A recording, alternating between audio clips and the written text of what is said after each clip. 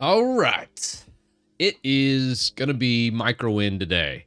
I've been putting it off for a very long time, and I apologize, but MicroWin making custom Windows ISOs is brutal a lot of times. And the ISO Microsoft gives you sucks.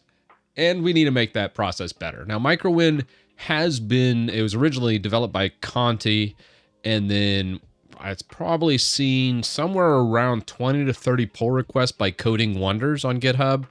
And we need to put some serious time into actually making the ISO, seeing the problems, addressing those, and then just having a better thing to where the idea behind MicroWin was instead of an average Joe having to pay $30 to make an NT Lite and then strip down the ISO and then screw something up and strip out too much, the idea was to make the perfect ISO with no bloat that doesn't do anything special, but it also doesn't strip out too much like you see many custom spins. Probably my favorite custom spin that I've covered on the channel has been Atlas. And Atlas, I think at the time ripped out a whole bunch of stuff, but it has since scaled some of that back. So I think Atlas is in a pretty good state right now to where I probably would recommend Atlas as well as the thing. It's open source like playbook and how it does its YAML files to build it. That's a whole different bag of worms, and I don't necessarily trust that. But I think the final product is very good. So I want to basically rebuild the wheel here with MicroWin, and that's basically what we've done, and make it even better. So that's kind of what we got. So yeah, should be a fun one. So that's the idea behind it. It's basically Windows 11 LTSC, but for normal people without an LTSC license. So that's what we're thinking, and we'll see how it goes. I know I'm sorry for being a little bit behind today. I biked 30, I think it was like 32, 33 miles this morning with my father-in-law. We took a very, very long path, and I didn't realize how long that the bike trip was going to take. So I apologize for the late start, but it was very cool. We rode all the way to Dallas. And saw like the, Reunion Tower basically in the background, right where we were at, where we just biked there and then had to bike all the way back, which I'm from mid city. So it's about 20 miles each way almost. However, I don't think we biked all the way there. So it's roughly, I think it ended up being 16, 17 miles to that location and back. So quite a fun start to the day, but I'm definitely a little worn out. So we'll see how this goes. What about Windows 10? I still can't use Windows 11. It's just horrible. Well, Windows 10, you still got a year of support. And I have a feeling, don't quote me on this, but I have a feeling Microsoft's going to do one of those, hey, I know we said it was going to be end of life in 2025, but we still have like 60% of the world using Windows 10, so we can't quite end of life it yet, so we're going to push that out a couple years. So I'm kind of a betting man here. I would say Microsoft does the old switcheroo and says, hey, I know it's end of life 2025, but I think we're going to go 2028. If I was, I think we're going to get security updates all the way to 2028. In 2025, they'll cut off feature updates, which is actually kind of nice. That just makes Windows 10 even better. But we'll have to wait and see. You never know how greedy they get. If they get super greedy and just cut off all support, they'd screw over half the world. So let's not underestimate Microsoft in that. But that's a pretty crappy thing to do. So I don't anticipate them doing it. I think they'll do a Windows 7 on us, push it back 3 years, and we'll get an EOL around 2028, I'd say. Yeah, and you got Windows 10 LTS 2021 going till 2032. Yeah, very, very good point. So I do think we'll still see some. I think that's pretty spot on about 2028 being the end of security updates for the residential branches. LTSC will always carry on further. As I remember, I think it's was Windows XP point of sale systems. Those carried on for, I want to say 5 years after, maybe even 10 years worth of security patches past the end of life of XP. So there's some extreme examples out there where Microsoft has given security patches for specific versions of Windows way past their expiration date in the business realm. And honestly, you could even pay for extended licensing and still be on Windows 7 today, which is madness. But I'm speaking all very strict business licenses. Please don't take this out of context and think it's okay to use Windows 7 in 2024. It's not. You should definitely switch if you haven't already. What are you doing with your life? So let's just curtail that, because I've had some crazies email me and saying, I'm using Windows 7. And I'm like, oh Lord, I don't think I can talk to this person. They obviously have a screw loose. That's just insanity. So anyways, yeah. Why would we care what Microsoft says? We can continue whatever version of Windows we prefer, as long as we want our PCs that are offline. Tech Zeros makes a good point here. If your computer's not connected to the internet, who cares what update it has? That is a very valid point. So if you have like one specific thing that you use your computer for and it never needs to be updated and the software just works, well, just don't connect it to the internet. Don't patch it. Don't update it. You have a perfectly working system that is closed loop. So don't invite anybody in. Don't invite the internet. Don't invite updates, and just live your very happy, content life until the wheels fall off. So I think that's a very good point. I think that's a kind of a fun one. Oh no, you watched a video last night using Windows XP in 2023. Well, I think the big issue with XP is that SSL and many of the encryption just doesn't work anymore. Or will it never work to begin with? And I think you'd probably run into like HTTPS, and getting browsers working would be a little more difficult. Yeah, it'd be very difficult, actually. You could do Windows 7 with browser compatibility. I know there's some people that do backwards compatibility with Windows 7 with certain Chromium-based browsers. So there's ways to round actually using Windows 7 in 2024. I would never. Well, I mean, now that I'm thinking about it, that does sound like a good YouTube video, but oh my God. The crazy people in the comments, I don't know if I can make that video. It's just a bridge too far for me, I think.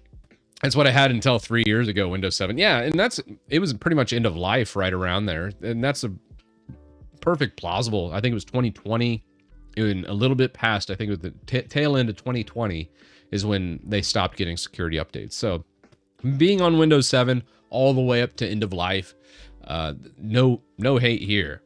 It's more of the people that stick on it way past whenever security updates are patched, because you're putting yourself at risk if it's on the internet. And you know, that's the big if. Get Windows 8 running with a working browser. Yeah, I think it's Matt KC has a lot of good videos if you're interested. He did like .NET work and getting some compatibility. Let's see. Was it Matt KC that did it? I always like giving this guy a shout out. He's insane.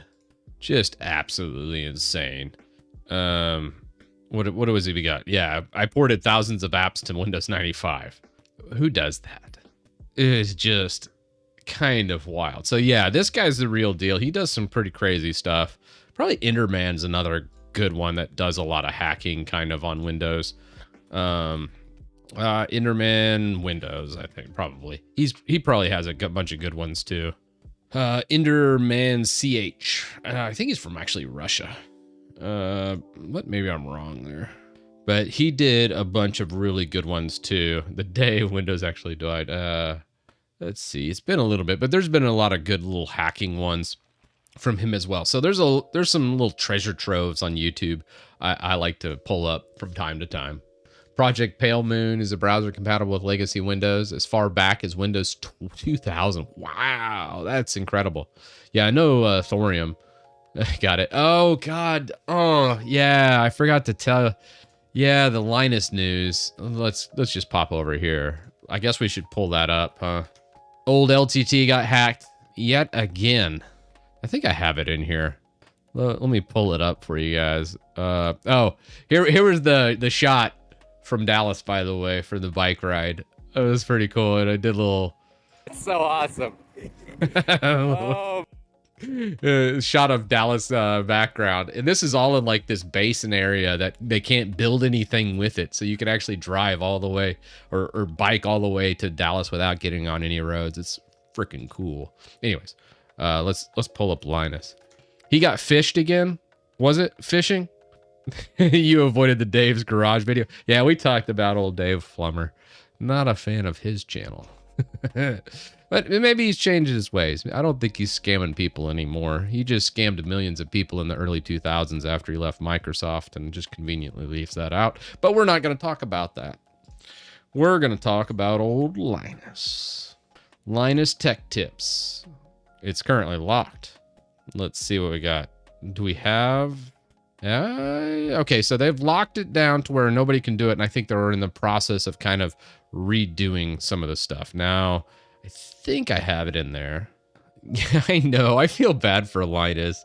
I think I actually made a tweet about it. Let's see. I usually chime in on stuff like this. Where is that? I think I go to my profile and then just say my replies. Ah, here we go. Okay.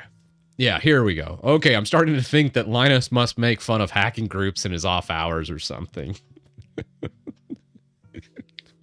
It's like been a year and he's been hacked 3 times. He had his whole YouTube channel taken over by like a crypto scam. They erased every video and then redid that. That was what, late last year. And then earlier in the year, they also lost control. Was it Twitter then as well? I know this is not the first Twitter.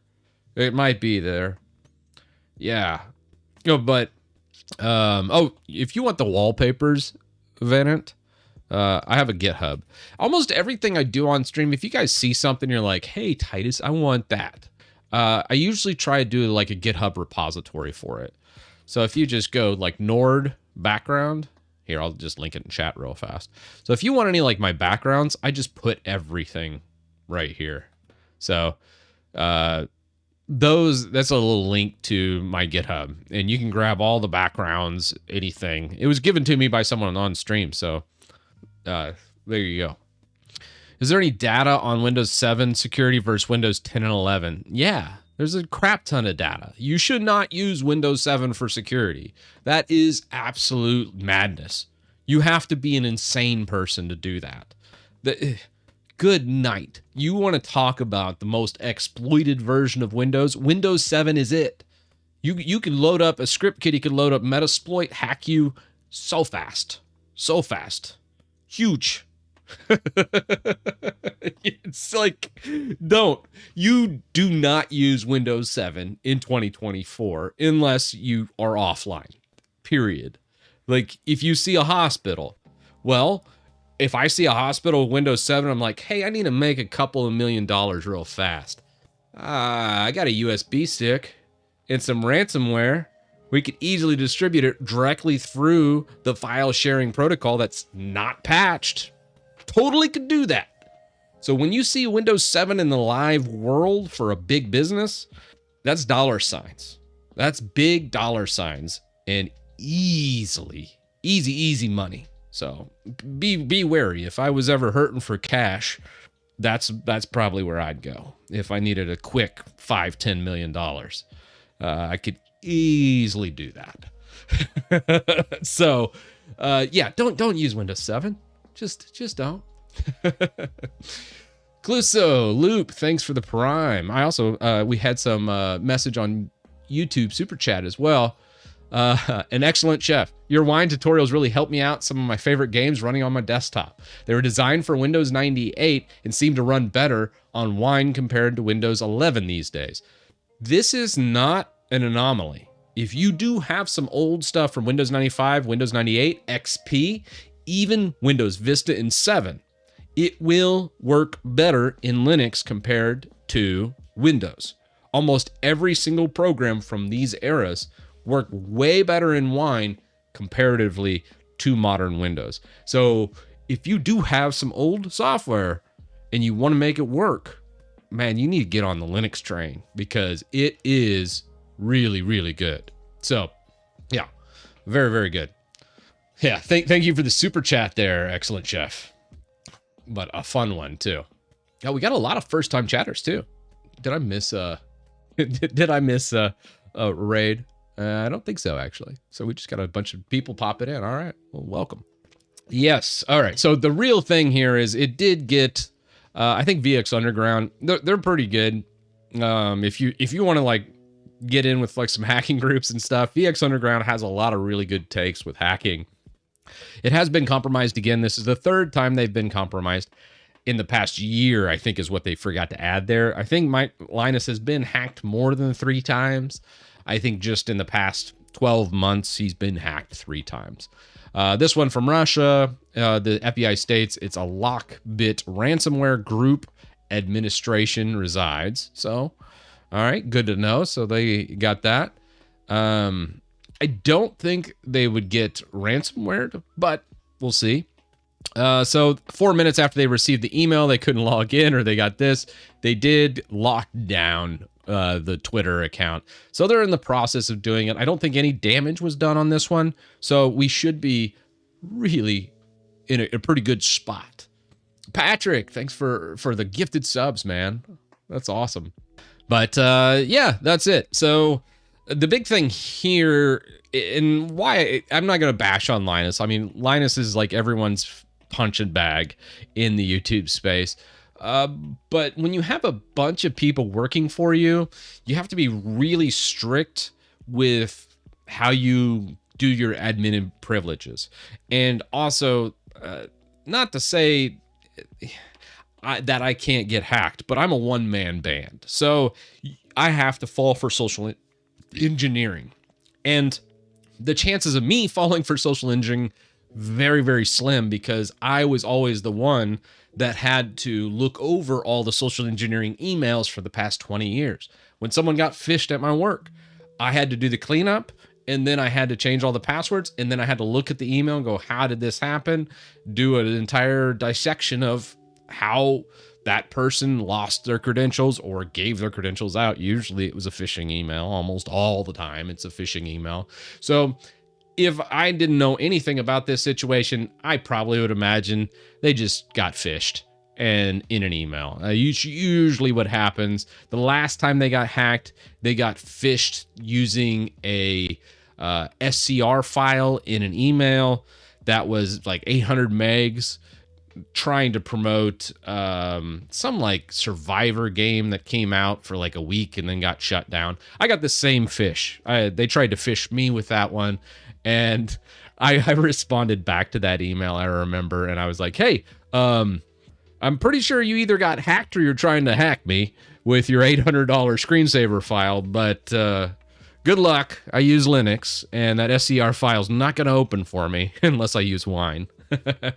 Which, funny enough, if you do want to open SCR files in Linux, I did actually make an article about this, which is kind of fun, because I wanted to do, I think it was screensavers, LCARs. Yeah, if you wanted the LCAR screensaver, I made a script and show you how to do a Wine prefix using this, and then launch it, and then you can actually do a custom LCAR screensaver using System 47, which is a really cool site, and I've kind of showed that in the past, and you can kind of see, I think System 47 screensaver, they've actually, yeah, mewho.com is where you get this. This is just such a fun one. You can do like star 47, and you can even preview all the different ones. It's a neat, it's pretty legit. So this is just a preview of it, but this is what would happen with your screen. You get the sound effects and different LCARs that pop up on there. It's a really neat screensaver. So if you're into screensavers, check out System 47. Really kind of amazing. I absolutely love it. Oh, so cool. Anyways, digress. That was just one of the last hacks they had. So anyways, no damage was done with old LTT this time around, and it does look like they did follow through with some of the security principles from last time. So I don't think anything happened with their YouTube channel this time around. So it was just Twitter, and Twitter's a dumpster fire anyway. So honestly, even if they posted something, it really probably wouldn't be that big a deal. And but I didn't see any posts come through, and it looks like they stopped the hack right as it started. So, you know, Linus has been improving. He's still getting hacked, but no damage, which is great. Thoughts on the Ladybird project? So Ladybird's really cool. I got it. I'm really kind of been following it. Ladybird browser. I love this idea of a browser that doesn't. Now, if you're looking for like a binary file, I want to say for Mac and Linux users, you can't use it yet unless you build from source. But I want to say you can on Windows, maybe? Let's see. Can we get Ladybird up and going? Time to add the screen server to LinUtil. Hey, you might be joking, King Root, but it's probably a good idea. I like that idea. I have not broken anything. We just started, Hikari, so give me time. I have been playing some Warframe, Hikari. I need to hit you up again. I don't know if you're still playing that game. And I remember the last time you played, you're like, "Oh, Titus, you need a new gun. You need a lot of new stuff." And I think you switched me over to like a Rhino frame. Such a good combat. Like he was like, "Okay, Titus can't aim and shoot very well, so we'll give him some Amprex gun, and he always gets hit, so let's put him in a Rhino frame. That should be fine." You weren't wrong. That was a good suggestion there, Hikari. Oh no, you've had a week from hell. Well, at least what were you given LTT tech support? For the Thorium start page, any Chromium browser or even Firefox, Momentum tab is the extension I'm using for that. For this guy right here. So like, main goal is MicroWin today. Oh, there is a PR for MicroWin. All right, well, let's take a look at that, and then we'll actually run it. While we're waiting too, let's start the build process of MicroWin. Let's look at that PR first. /WinUtil. You said there's a MicroWin PR, edge removal improvements, compress and embed. I do not see the MicroWin PR. Was this it? Compress and embed config JSONs. Ooh, that's probably gonna mess something up. I don't think I like that. Oh, chat is broken, kinda. 2252, 2552. Add quotes to. Oh, there's Coding Wonders again. See, Coding Wonders is like the only one keeping MicroWin alive. Let's see what we got here. So he's just adding Scratch. So if you do like program files, you need quotes. It's needed. A very simple fix. File path, mount direct. Yeah, these are all very, very good. Simple change, but needed. All right, yes. Let's approve that and squash and merge. And then let's test it. Coding Wonders is very solid with a lot of his PRs. But let's see all his good work and start testing this. Let's download the new Windows 11 and then try it out. Just not Tuesday or Thursday. All right, sounds good, man. I'll hit you up, Hikari. I need some help. I am terrible. My gaming cred is very, very low. All right, choose this. Let's go United States, confirm. Oh, all right, Guild Wars 2 mood at the moment. Nice. All right, sounds good. I've been messing with it lately. All right, so we got the 64-bit download we'll grab, and it does look like it's only grabbing 23H2. So 24H2 is not out yet from the official Microsoft site.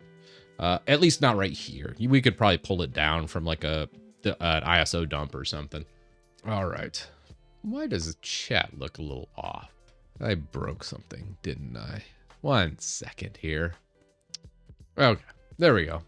And chat should, chat's fine. I feel like it should be blown up a little bit though. Something like that.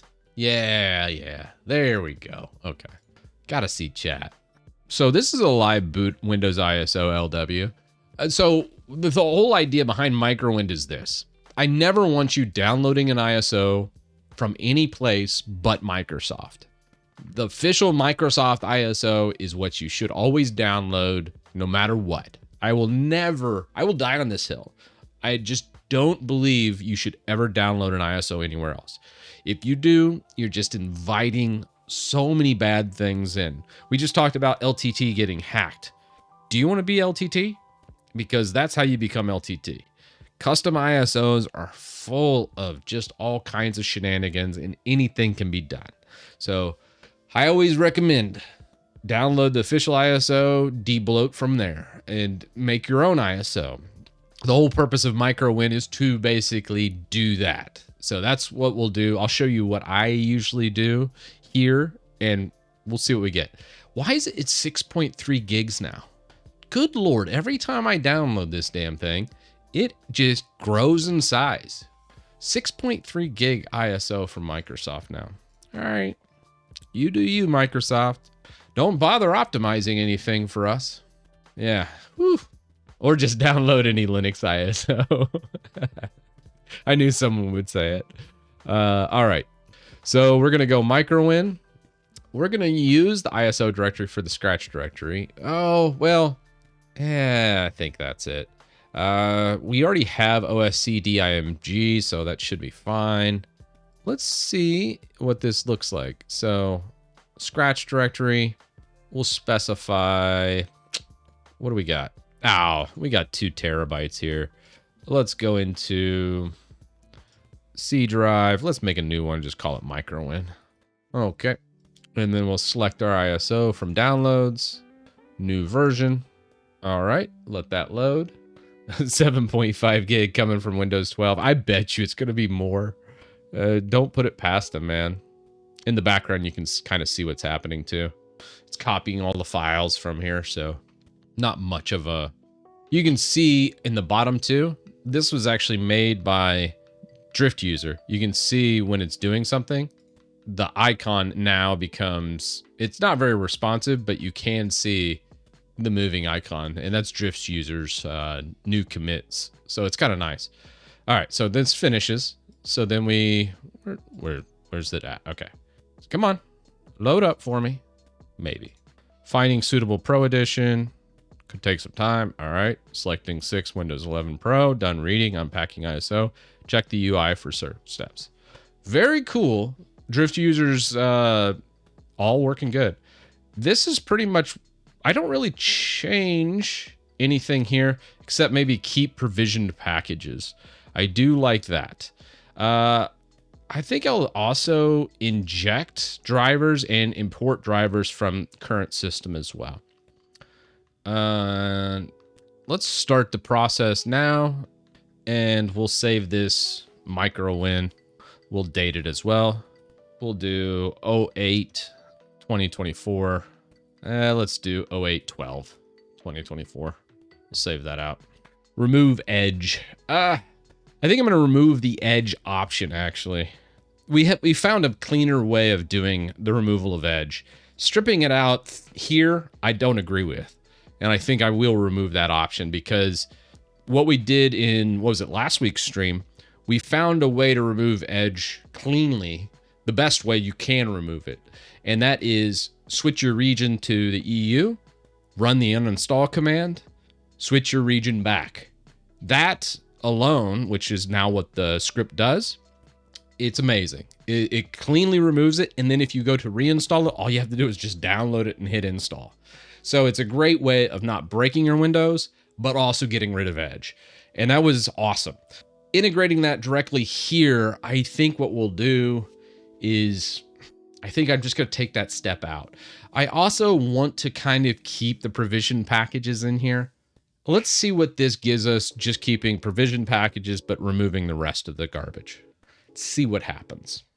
Have you looked at the WinUtil release closely? There's an old release that is pre-release, and the latest is the newest. Let's take a peek. While this installs, let's take a peek over here. Oh, Ladybird. Someone did ask me about that earlier. I'm super interested in it. I can't wait for that to get further along. I think it's made by the Serenity OS people. I feel like If you're not familiar with Serenity OS, it's like its own deal. Like they did a great job. They did a whole new kernel themselves. They did a whole package themselves. They made like a retro look and vibe to it, but really amazing. And they actually made their own browser, Serenity Browser, and then they renamed Serenity Browser over to Ladybird. So the person behind it is pretty smart, and I'm really curious to see where it goes. Will it ever be as functional as Firefox or Chromium? Probably not. But will it get most of the way there? Hopefully. I have high hopes for it. Will normal people use it? Probably not. But you never know. I could be wrong. All right, let's look at the releases. I mean, it's not Temple OS. That's true. Temple OS. Let's see. Got releases here. Oh, yeah, this was a pre-release. The 07. I never did change that, huh? I guess I should change that. That was an actual release. That was set as pre-release. Yeah, let's just update that. I see. So that was an actual official release, but let's come back to our releases. This should be set as the latest released. Yeah, it's got the latest tag. So yeah, that was a little uniformity mishap on my part. Sorry about the naming there and naming it as a pre-release. Should be good now though. You can see all the different releases. It was run about 70,000 times. This one's only, yeah, this one was, I think we never really used this pre-release that much. I think we used it for a brief time, and then I did my code signing. So that's why I was kind of marked that way. It was set as a pre-release. Not important. I guess I could just delete the thing, but I'll leave it for just documentation. This is the current release, so I could see a little bit of the naming there. I'm not sure. We'll see what happens. Let's not forget the mention of Suicide Linux. I love Suicide Linux. Linux people are weird. That's what I love about them, though. Like, you can't really make fun of Linux people because without them, you kind of need someone that's a little bit off.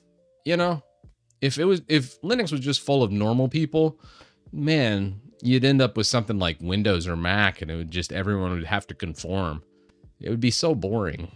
So the beauty of Linux, and also, I mean, it's the beauty and also the kind of ugly side of Linux, is you get some really strange personalities and a bunch of weird people in Linux. I'm not going to debate that. That's just facts. But you got to love that because you get all kinds of wacky things because you have to be a little bit wrong in the head to try some of the things Linux people try. And I love it because you get all these weird things. Now, mind you, half of the things they try aren't really that good, but it's really good that they try it. I love it. And I'm totally part of this problem, mind you. I'm not a normal person by any means. I definitely have my own weirdness about me. I'm just somewhat decent talking to people. And I'm strange. I'm goofy as all hell. That's for sure. I wish people would stop making the argument Linux isn't for noobs, skill issue when things aren't user friendly, honestly. Yeah, I mean there's parts like you pull up Linux Mint and that type of thing. It's really pretty user friendly. Like that's what I have. My father-in-law, I installed Linux on his machine and he just was like, "Hey, I need a web browser and I just want to check like my bank stuff and other things." He's a perfect Linux user. He's never used Linux in his life before I installed it on his system, but I got tired of fixing his Windows problems. So I just installed Linux on his machine and said, "Hey, this browser's going to work for you. It'll auto update. It'll install your stuff whenever you want."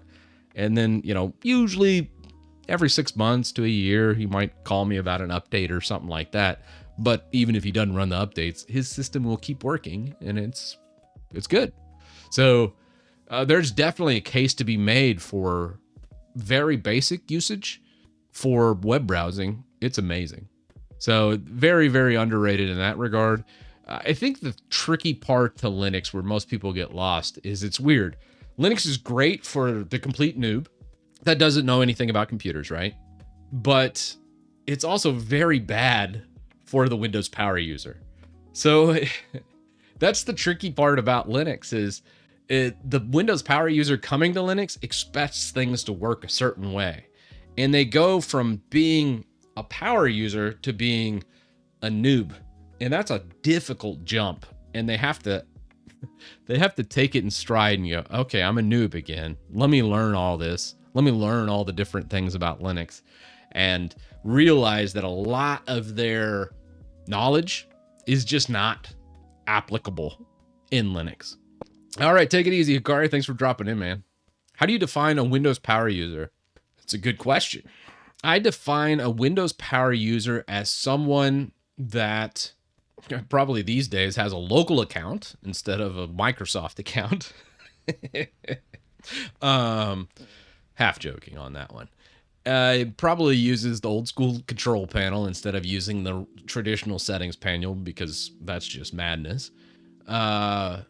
Understands device manager, understands basic group policy elements, local group policy, understands registry, regedit a little bit, enough to make minor modifications.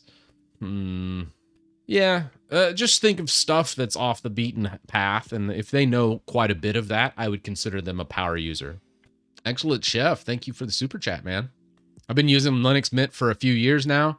I used to be a Windows power user. It handles everything that I throw at it without any issues today. There you go. I wonder, Excellent Chef, how was your experience when you first jumped over? What problems did you encounter? If you can think back to those early days. That's the big thing when you try out Linux for the first time as a Windows power user. The translation in jumping into it, it always is a little bit more difficult for folks. What preset a Windows user should I use for a laptop? Just a standard preset. And then I think there's also a tweak in the Windows utility. If you look at it, well, we're currently running this in the utility, so we can't really pull it up. But I would use that and just use standard and then probably not disable hibernation. Do we have a take own problem there? We might need to do a Y if need be. I'd suggest information. I just don't know if take own's actually firing off or if it's actually prompting for user input. Everything else looks fine here with the image build. I have an issue when I boot my Manjaro system. Some USB devices don't mount. Like I have them in FSTab, and I have to run mount-A to get them to mount. Any ideas how to fix this? Yeah, I'd probably just need a longer timeout, I would imagine. Pop OS with Cosmic. Yeah, Cosmic's currently in alpha. I was actually doing a video specifically over like System 76, Kubuntu Focus, and Tuxedo. I was making a video called Linux Laptops. It's been in the oven for like a month. I don't want to hype up the video, but I've mainly only used Linux laptops as the premise of the video. And I wanted to go why and to kind of show people some of the support and some of the shenanigans you run into when it comes to Linux on laptops. Because there's a lot of little gotchas that most people mess up. So it was kind of a fun thing. I only say that because I saw the Pop OS / Cosmic Desktop, because System 76 is interesting and probably one of the most well-known brands in Linux that are so primarily Linux focused, but they have an insane support surface. Like they are building their own desktop environment, their own tool set. They're building out pretty much their whole distro with Pop OS, and they're supporting all of that with their own hardware that they're building. So System 76, while I don't have like a great working relationship with them, my hat's off to them, man. They're taking on a ton. And some of the preliminary Cosmic stuff I've seen, it's very rough around the edges as of yet. So don't expect it to be perfect because of all the things they're trying to do. It's going to suck. Let's just be frank. The first Cosmic edition, ain't nobody daily driving that thing. It's going to be a stinker. But I love the idea behind it, and I think that they will keep improving it version after version. So probably like around V3 of this thing, we'll start to see something, you know?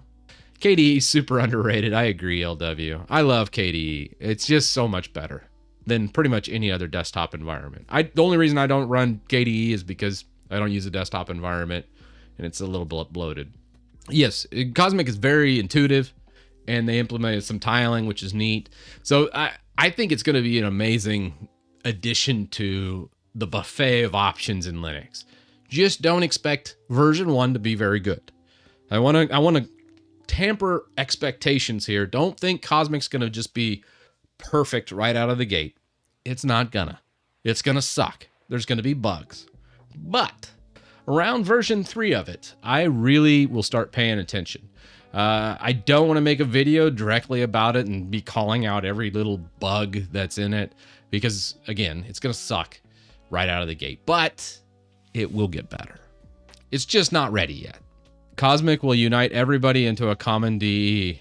At least I hope so. How long you been in Linux, man? I got a bridge to sell you. Unite everybody. In Linux.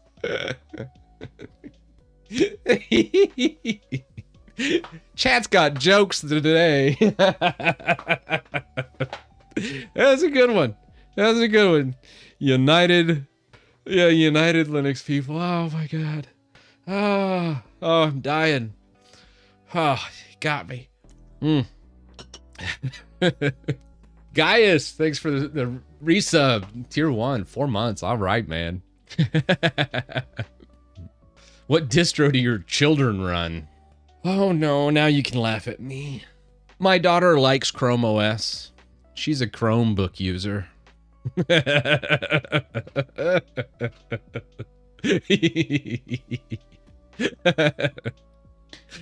It's true. So my wife, it's kind of an interesting blend. Again, I like to be honest with everybody. I don't want to be honest because this is a little embarrassing. Oh, look, the ISO's done. Oh, cool. Let's try that out. All right, so we got our ISO. We need to build that real fast, and we'll just take that desktop. Look at that. Ah, perfect. MicroWin, copy that over, and then wife probably uses a Mac. Get out of here, Joshua. My wife doesn't. We don't use any dirty Apple products. Think better of me than that. No apples allowed in my house. All right. Don't want to leave you guys in suspense. So yeah, my wife uses a Chromebook for the laptop because Chromebooks have an insane battery life. They're really affordable. And if there's one thing you should know about me is I'm very cheap. So, well, maybe not cheap, frugal. I really like cheap technology that works well. And Chromebooks are cheap technology that works pretty darn well. So that's what she does on the mobile side of things. Now for the desktop, because I love me some desktop computers. I still feel like a second-class citizen anytime I'm on a laptop, even though the laptops have been insanely powerful lately. And I love my laptop, but my weapon of choice is always a desktop. So of course my wife has a desktop, and that is of course Windows, because she plays a lot of games. Not like AAA title games. She likes like hidden object games, like Nancy Drew and things like that, which is just really odd games that are very niche. I don't understand it, but that's what she likes. And if that's what she likes, I will make that happen. And that's basically what I've done. So she does use Windows. Although her system is like a 3rd gen AMD with a 5700 XT. I think she's using an old card of mine. As a gamer, definitely a desktop person. Yeah. So they're very cozy games. If you look up, I always joke with her. There's a YouTuber called Gab Smolders. I think she's Jacksepticeye's girlfriend. Anyways, she is exactly like my wife, just like 10 years younger. That came out wrong.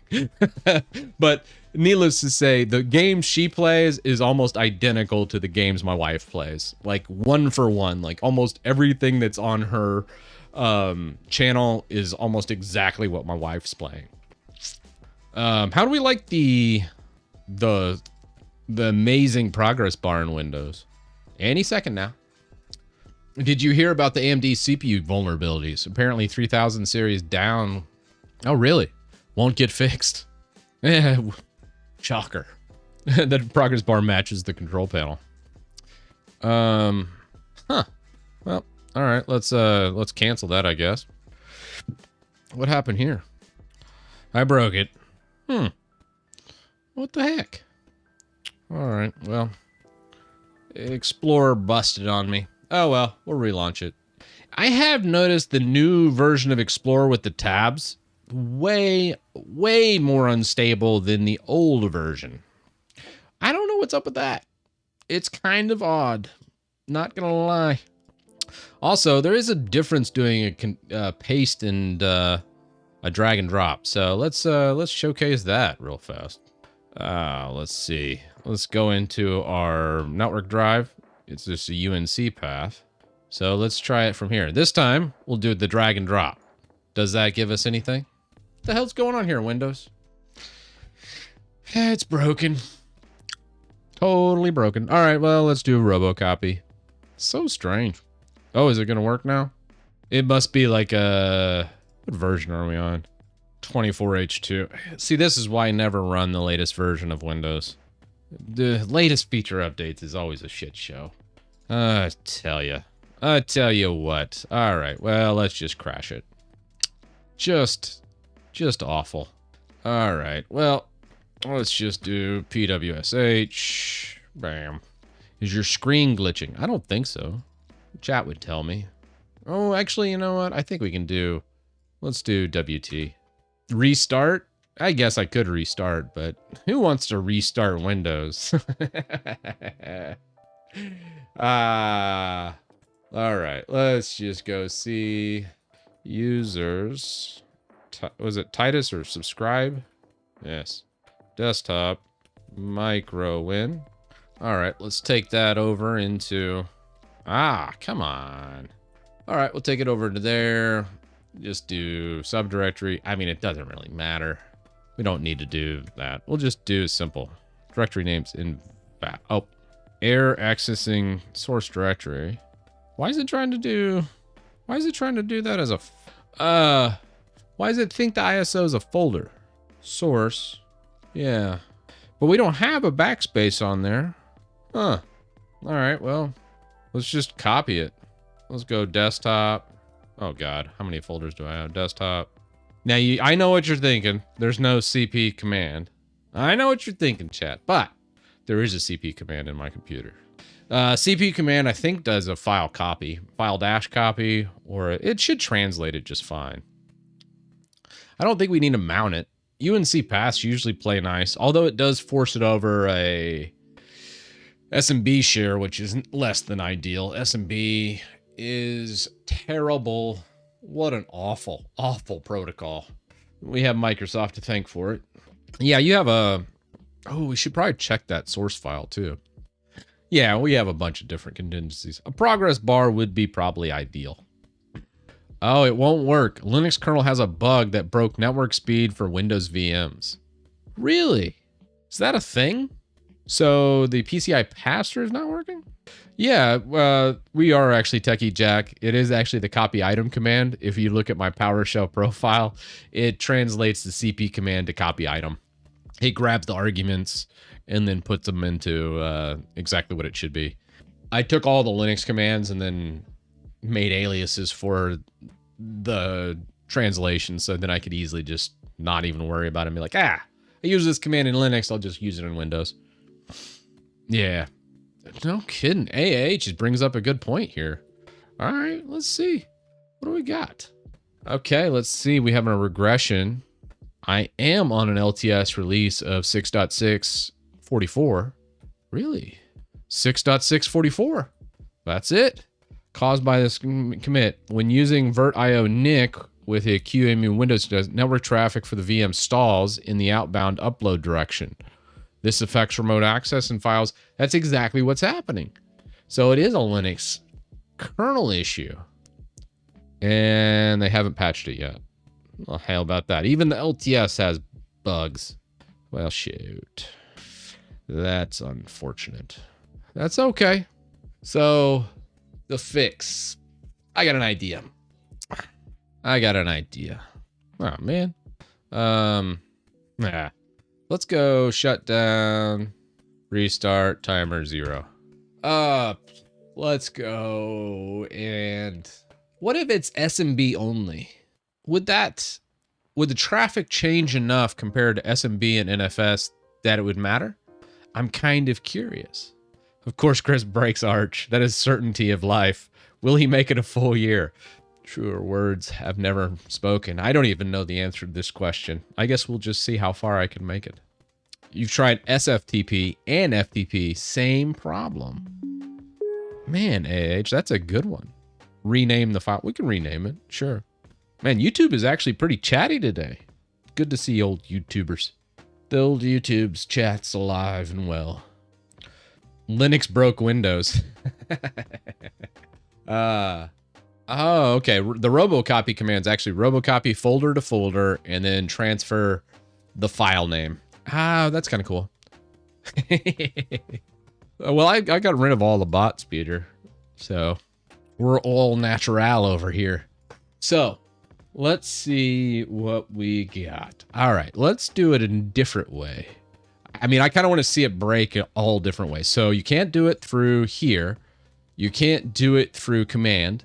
What if, let's do like a net use, or net, come on. Let's go, what else do we have? No, that's not what I want. Let's see. You know what? Let's just map it. I got an idea. I know, scary as that is. Let's see what we got. This is going to be a good one. You're going to like it. It's going to be let's see what we got. Let's go mount anon, and this is going to look a little different, but stay with me. All right. Let's see what NFS has in store for us. Does it still use the same shenanigans and screw up the driver? This I do not know. I want to test it out though. Replace file. Nah. Still broken. Good to know. Wait a minute, that advanced IP scanner in your home folder looking sus. Well, is it? What is it? Oh, I gotta look at it now. What kind of home folder is this? What am I doing? What is this view? All right, well, let's go into the home folder. Here, let's just go to subscribe. Got advanced IP scanner in here? Where am I seeing that? Comments bin, aliases bin. That's kind of odd. What's happening with that, I wonder? That does look a little sus. Let's delete that. Let's clean out some of this. All right, sorry. Yeah, a little bit, just a little bit of cleanup with some of this. Ooh, glazed WM. Let's get rid of that. Wow. Was I using the YAML file? I think probably a playbook made the .red hat. What's in .red hat? Anonymous ID. Probably don't need it. All right, well, anyways, a little cleanup there prompted by this. Yeah, this is just not going to work. That is just not, no bueno. I think we do it in task. Oh no, it finally killed it. Yeah, I deleted the git config. Why, oh, why? Interesting, so this turned, what a disaster. What a disaster of a stream this turned into. That's okay. That's every stream of mine. There's always a curveball. That's what doing it live does. Oh, don't worry. There'll be some troll on YouTube that goes, I can't believe they think this guy's a master at what he does. I'd be like, I never said I was a master. I'm always just here to entertain and have fun. That's what we're here for. Just to see me break my computer and see if I can't fix it. That's all we're doing. That's all. So let's just add let's just map a file system, right? Where do I want to map this thing? We could just map images. Screw it. Let's just do that. Ooh, actually, I kind of want to map my home folder. Actually, a pretty good one, too. Taylor, welcome to the Titus Techs over on YouTube. Don't be so hard on yourself. You're a master of breaking Arch. I mean, I've broken almost every single Linux distro in existence. And I've broken Windows. I don't know how many times. You gotta fail. Success never happens without failure. I think that's the biggest thing I want people to take away from my streams. That's why I do them. Just to kind of show you what happens in a live environment So when it breaks for you, you don't feel so bad. And just know there's probably one of my streams where I did the exact same thing and we figured out a way around. There's always another way. Oh, hell, I think I'm just going to choose this volume. Nah, yeah. I think what we'll do, can I make a new? Nah, I don't want to make it there. I can't choose that volume. Source path. Can we do like a, oh, dude, I don't even remember what I did for the target path. All right, I don't know. Let's see. Mount file system path vert manager. Yeah, we're just going to mount. Oh, I guess you could mount the Windows drive in Linux too. I kind of want to make it a little more seamless though. And I don't want to pull in my Linux stuff into my Windows VM. I don't mind mapping like a shared drive or something like that, but I still like them separated because Windows is one of the least secure operating systems in existence. And the more separation I have between Linux and Windows, the best. So having my root drive, giving root access to my Linux host in Windows sounds crazy. Absolutely, like 100% have to be on some drugs to do that. So I'm not doing it. I don't mind do something like that. Still on Arch. Love me some Arch. Anyways, let's see what we got. What's old debugpoint.com say? Open, enable. Do we have shared memory? Oh, geez, let's see. Looks like we need shared memory on. Let's take a peek here. Let's cancel this out. Go memory. Shared memory is not on. Need that on. And then file system path. Okay. Mount tag pictures. You can do it through here or the XML. I think what we'll do now, the mount tag pictures. Why is that target directory look a little oh, that's interesting. Can you just mount directly there? I guess you got to do a vert IOF mount T. Strange. Can't say I've done it that way. I swear I did it a different way before. Just QEMU is what I'm rocking. Yeah, VirtualBox is complete garbage code. You don't want to be using VirtualBox. If you got Linux, you're using QEMU. It's so much better, so much faster, so much just greatness from it. Hell, Proxmox uses QEMU. Now, honestly, you look at like Zen Server, XCP-ng, there's a lot of main virtualization that uses QEMU as its crown jewel, basically, at the very beginning. So you should use QEMU if you're on Linux. Now, if you're on Windows, don't use QEMU. The Windows port is awful. Use VMware Workstation Pro. It's free for everyone now. So if your host is a Windows machine, probably VMware Workstation Pro is my recommendation. But we don't do any Windows hosts here. We're part of the master race, the elite of the elite Linux users. Just so happens that I throw Windows in it. All right, let's just make this stupid thing. I was just trying to think of a better way of doing it. Anywho, let's just go add hardware, file system, source pack. Let's go media, images. Let's just call this images, win images, finish. Now, does that actually mount win images? I feel like you have to do this and then mount the actual FS share. Let's see what that does. Was it win images? I don't know if this is possible because of the file system. Yeah, that's not going to work because I've already mounted media images. Win FSP, invert to start the device. Okay, Nigval. That install what's win FSP? I don't think I've used that before. Oh, okay. Install WinFSP on the VM, then go over VirtIO driver start. Okay. Yeah, I can. I'm sorry, Jack. This is such a, like, I'm just being very, there's so many different ways to skin this cat. I just wanted to pick the hardest way to do it.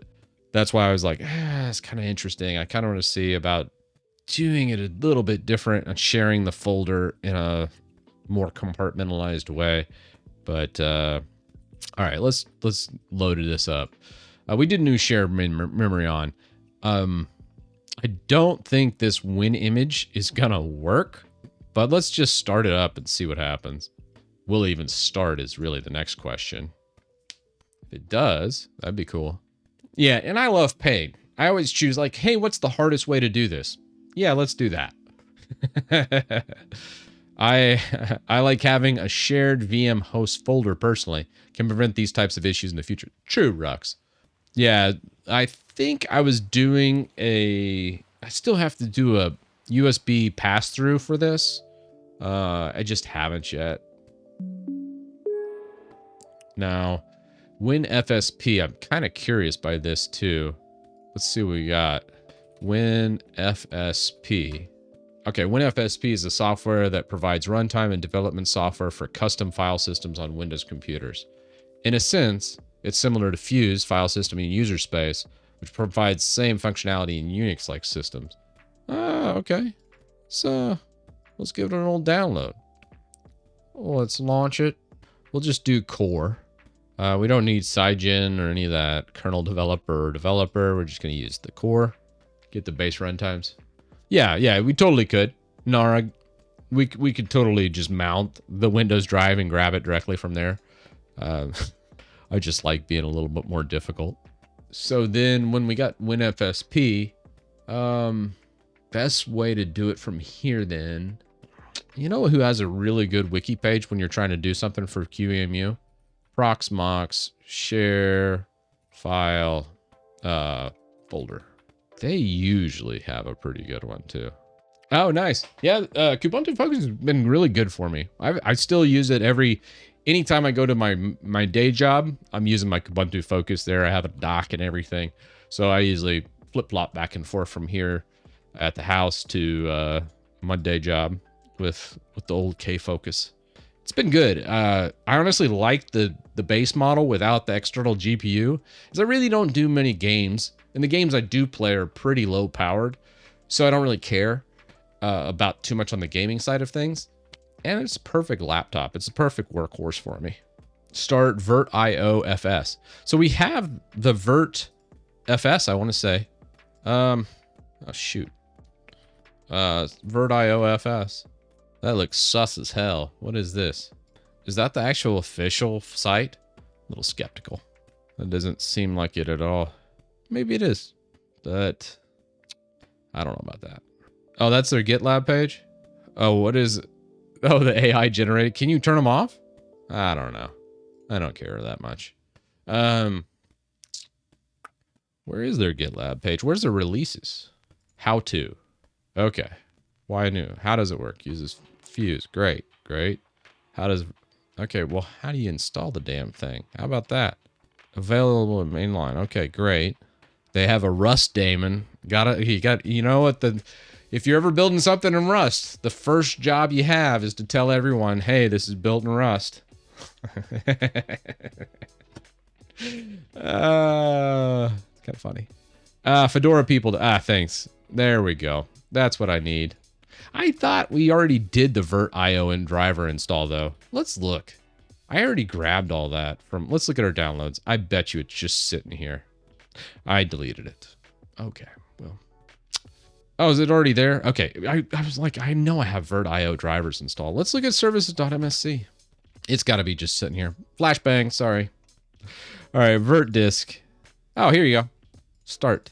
Let's just go automatic. Let's go automatic delayed. Okay. What about virtual disk? Do we need that too? I feel like we do. Wait, that's not VirtIO. That's System 76 VDS. That's not what I want. Yeah, we got what we needed. All right, let's restart and see what we get. Because everything, after making any system change in Windows, a restart is needed. Why don't you just use PowerShell scripts to stop service? I mean, you can. Honestly, the SC command in Windows is pretty powerful. You can add new services. You could create old one. I mean, edit. start, stop. There's a lot of things you can do with the SC command. But I don't know. Old habits die hard, I think, HGH. Services.msc is just what I've used for 20 plus years. So the muscle memory is there, hard to break, I think. That, and I don't know the exact listing of the service. So I was like, even though it's virtio-fs, sometimes I don't think they allow dashes. So it's like, you kind of have to guess the actual name of the service, because the shorthand of the service is usually different from the actual full name of the service. Anyhow, let's see what we got. What was the... So now that we got that, we got FSCP. We should be fine. I don't know. Oh, I'm setting up looking. Good luck, LW. That's a tall order using a looking glass. But man, once you get it set up, it's pretty sweet. I love just being able to flip in and out of Linux and Windows. Oh, it feels amazing once you get it there. All right. So this never worked, huh? Is it just chilling out in disk management, maybe? No. Ooh, that would be cool. But it's not. So, why do you have the same volume mounted twice on Windows? These are NFS shares. So, there's an FSCP share, which is actually my videos and stuff. There's the images share, which is like just a crap ton of ISOs that I have local. Then you have the main pool share, which is like, shoot, I throw a whole bunch of crap in main pool. And then I have the drive share, which usually is like a sync of like more personal files and stuff like that. RAM usage, 24 gigs. Yeah, sounds about right. Because you should have 16 gigs basically allocated to the VM, and Chrome and other stuff piled on top of that. So about 20 gigs, I think, is more in line with what we're using. Because we got this over here, and then what do we got? 20 gigs, yeah. So 16 allocated to the VM, 4 is being utilized mostly Thorium or Chromium or however you want to cut that slice. That's what's eating up the memory. I got 64 gigs, so I don't care. All right, yeah. Let me look at this video real fast. Sponsored. Share. Looks like he's just doing a shared host debug point. KVM share. He didn't put the proper link in that video. That's funny. Yeah. Let me take a look at this real fast and see if we can't pull this in. I'm wasting way too much time on this. I don't know why I don't just skip it, but I just want it to work. Debug point. Share a folder between Windows Guest and that. Blah, blah, blah. Got that. Set up a mount tag for Virt Manager. We did that. We already have enabled shared memory. That's fine. We've added our source path and our target path. That's fine. Set up FSP, infused in Windows. Did that. That's done. We have core. Download guest tools, install stable. Did that. Reboot. Navigate this. Look for virtio-fs device. It should be recognized as a driver for Red Hat. Let's double check our sys devices. Make sure that's there.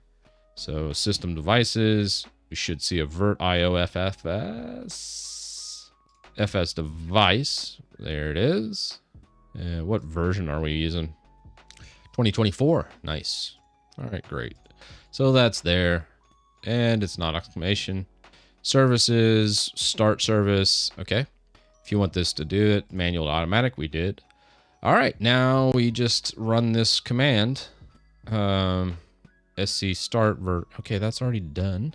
So what are we missing? After service start, open Explorer, you should see the mount tag as the first step. Well, there's maybe the services wasn't there. Did the service not start? It's running. Huh.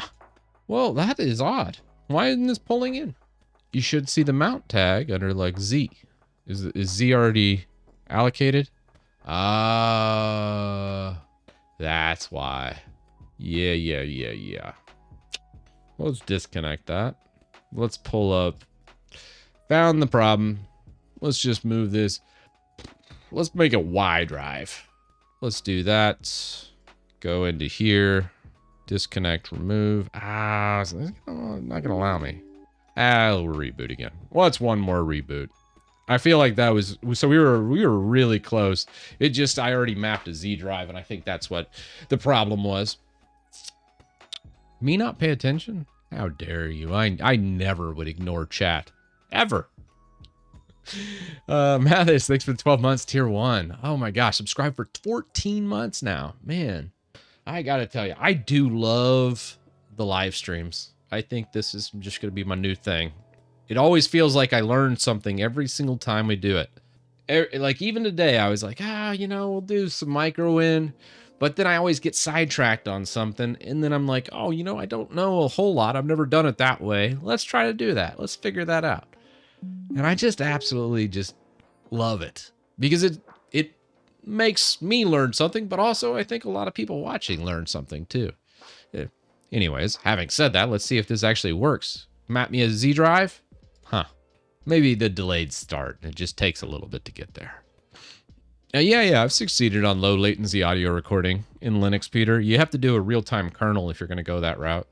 And real-time kernels can get really tricky, especially with capture cards. It's possible. It's just not very fun to do. Aren't you ignoring YouTube chat, though? No, I ignore chat indiscriminately. Whether it's YouTube or Twitch. Makes no matter. Usually I get stuck on something. My wife usually pops in and says, hey, love you. And then I miss it in chat. And then when I go back in, she's like, hey, I was trying to chat with you. And then I was like, I missed it. She's like, really? You didn't say hello back? You sure you missed it?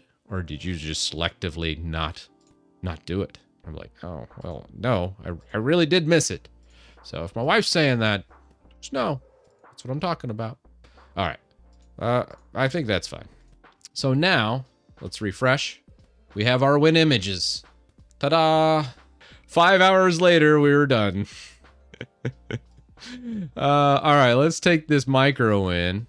Let's toss it in the Z drive. Win images. Oh, it works. It works. All right. That's what I'm talking about. 2,000 years later. Thanks for coming to my stream. And now you know how to copy a file using QEMU with vert IOFS. Although you could have just looked up the article and probably had no problem with it. I'm glad I could help you. The one thing about this ISO, dude, that is still a big ISO. Holy my word. All right, let's shut this guy down. And we're gonna just do this. Bam. Kill that. And we're gonna create a new one. I don't know what this Windows 10 is. Let's just delete this. It's a 22H2. I forget what I was using this for. I'm sure nothing important. Let's move on. Local media. Let's browse to our MicroWin location. MicroWin me up. How awesome is MicroWin? We're about to see. Refresh it. Did I cancel it before it got finished copying? Surely I did not. Oh, no. We did not do that. No, it's right here. Okay. Yeah, I was like, no, we didn't do that.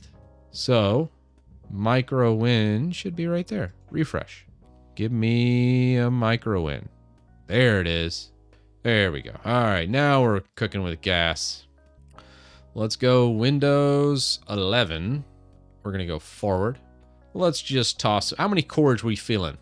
Let's give it 12 cores. Let's give it about 16 gigs.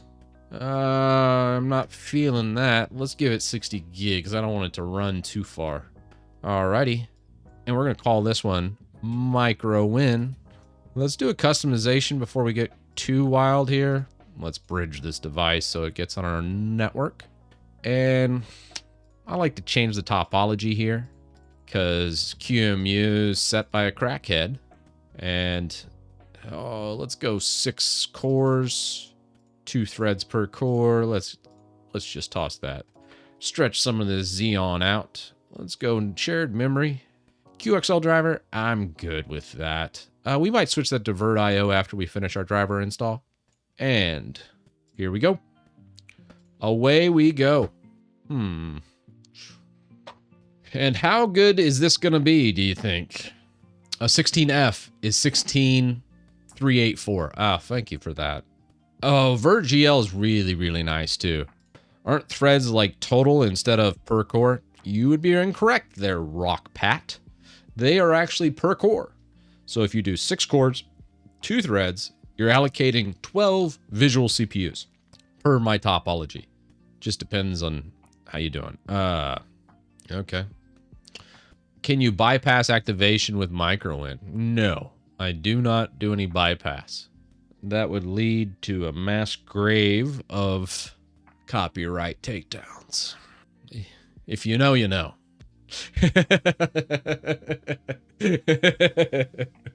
Now, chat. Don't you? I know what you're thinking. I'm not looking for a Microsoft lawsuit. We do not condone piracy at all. At all.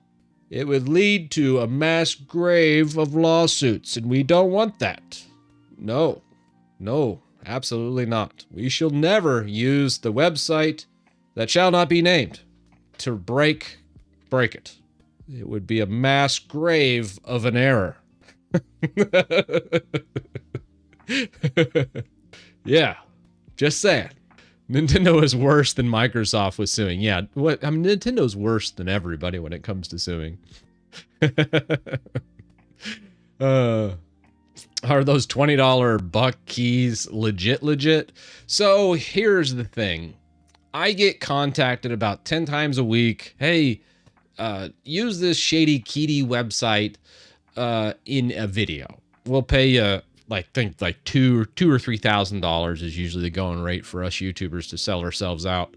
You know, because most YouTubers don't think too highly of themselves. So I could do that. But are they legit? And the answer here is it's gray. It's not black or white. Some of these keys, almost all of them are like thrown away garbage keys from e-waste.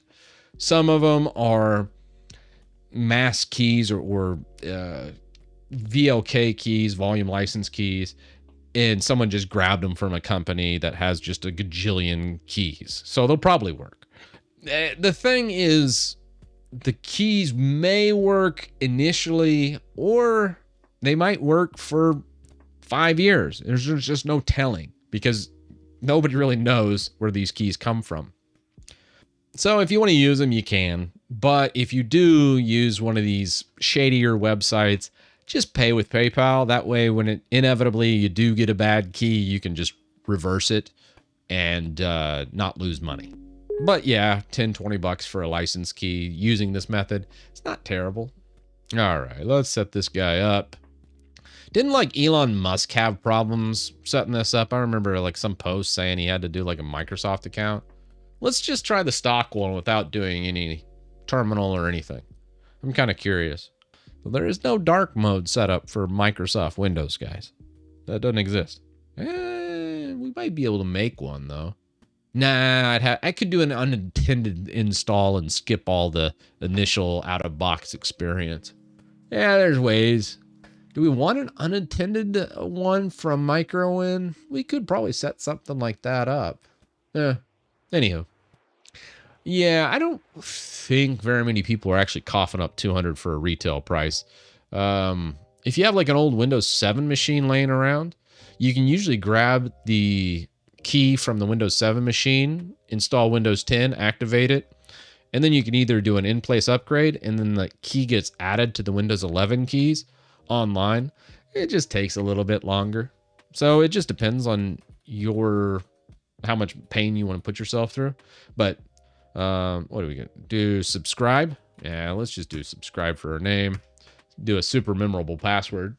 If you didn't know, just leave it blank, hit enter. It skips all the security questions. Pro tip. So if you're setting up like 100 of these boxes, whoa, what the hell is this? This is new. This could take around 30 minutes. Feel free to walk away, play, or surf a game while you wait. Just make sure to leave your PC on and plugged in. What is this? What? When Microsoft add this crap? A mandatory update. It's downloading, and I have a gig connection, Microsoft servers in Dallas. So I know we're transmitting at a pretty high rate. I would say, is this like another 5 gig update? Because I know I've already pulled down at least a gig of data. Dude, I almost want to Wireshark this and see how much data this is. It is a boatload though. WTF. What? Play a game. Surf the waves. Start playing. Let's surf. New best distance. Oh no, I hit the rocks. Oh no, we're good. We're good. Okay. I'm on it. Oh, octopus land. Just barely. Oh, I got the lightning bolt. Oh, dude, he got out of my way. What's this monster? You gotta hit it. Oh no, he's coming from me. Wow. 993. This is the age we live in. How did this happen? Okay, well, man, there's a lot to fix here. This is a whole lot to fix. Oh, God, we got to do it unattended. The out-of-box experience is completely garbage. Like dumpster fire spread to an entire city garbage. How in the world did Microsoft manage to screw this up? Just wild. All right, well, we could do like a shift F10. So right now we're about 20 gigs into the drive. Man, yeah, that's a lot. That is a lot. So total install footprint looks to be around 16 gigs. And then you have a long wait. So when you installed Windows before, it was about 5 minutes. On a typical system, now this is a Xeon processor, we got a gig up and down connected, so we can fly through this. This is the absolute best case scenario that most Windows users will get into. This entire process would take, I would say, a minimum of 30 minutes. On a slower connection and a slower PC, probably upwards of 2 hours on an initial install.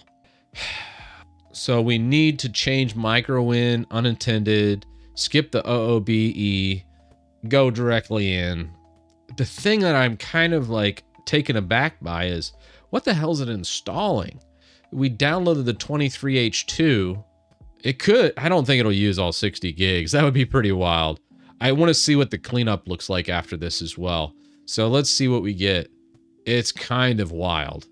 Yeah, if you're offline, you can skip the update. That's why we're going to do unattended. It's got to be 24H2, but this is wild. This is wild. Installing everything in the digital kitchen sink, to say the least. I feel like it's taken out all of the customization that we did in the ISO build, and now it's just simply rebloating all of Windows. So I'm kind of curious to see what the start menu looks like. I'm kind of seeing what all this does. I'm on a deployment Wi-Fi installing Arch. Full DE takes about 15 minutes, and that's on 30 megabits per second. Man, broke redneck. That's pretty slow for Arch. Extremely fast for Windows though. If you were to do Windows here, you'd be in an 8-hour time crunch. I wanted to see what the stock experience is, but this is bad. That is just monumentally bad. So there was initially a 6.7 gig ISO. On startup, it looks like it's downloading another 5 gigs.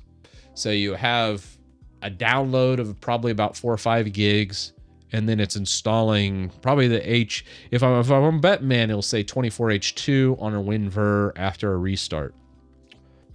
Good night. How ridiculous. Why would they package it this way? I don't understand. No, this is like NT Lite.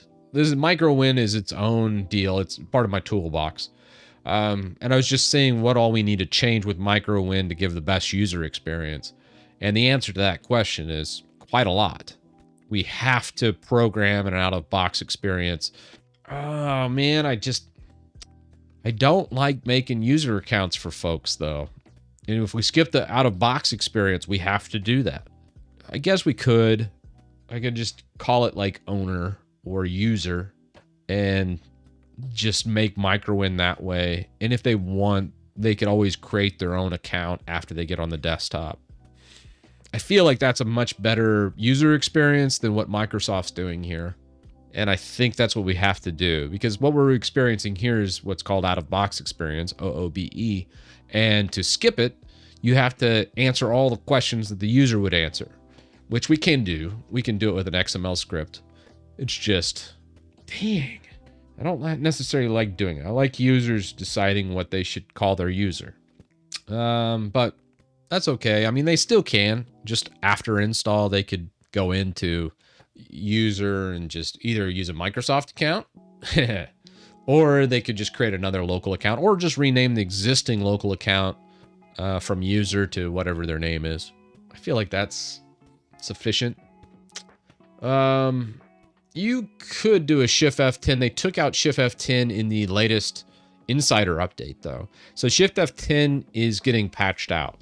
I think Level 1 Text did a video on it with Steve from Gamers Nexus. And the Too Long Didn't Watch was they're basically patching that in. But that's okay. We can still get around all this. The thing that most people don't realize about Windows is at the end of the day, they have to make it work on business computers. And any sysadmin out there can tell you, we can do unintended. We can do a lot of different ways to bypass these inconveniences that Microsoft set up for residential customers. So we'll just integrate it in. It'll be fine. Nordics, thanks for the prime. Are Microsoft drunk removing Shift F10? Yeah. I think at this point in the game, you can see Microsoft is run by marketing people. And those marketing people look at the analytics and say, hey, there's a lot of people using Shift F10 during the install setup. Therefore, we should remove it because they're stopped creating Microsoft accounts. And without Microsoft accounts, less people are going to use the Microsoft Store. And if they don't use the Microsoft Store, we can't take a 30% cut from all the different sales from the store.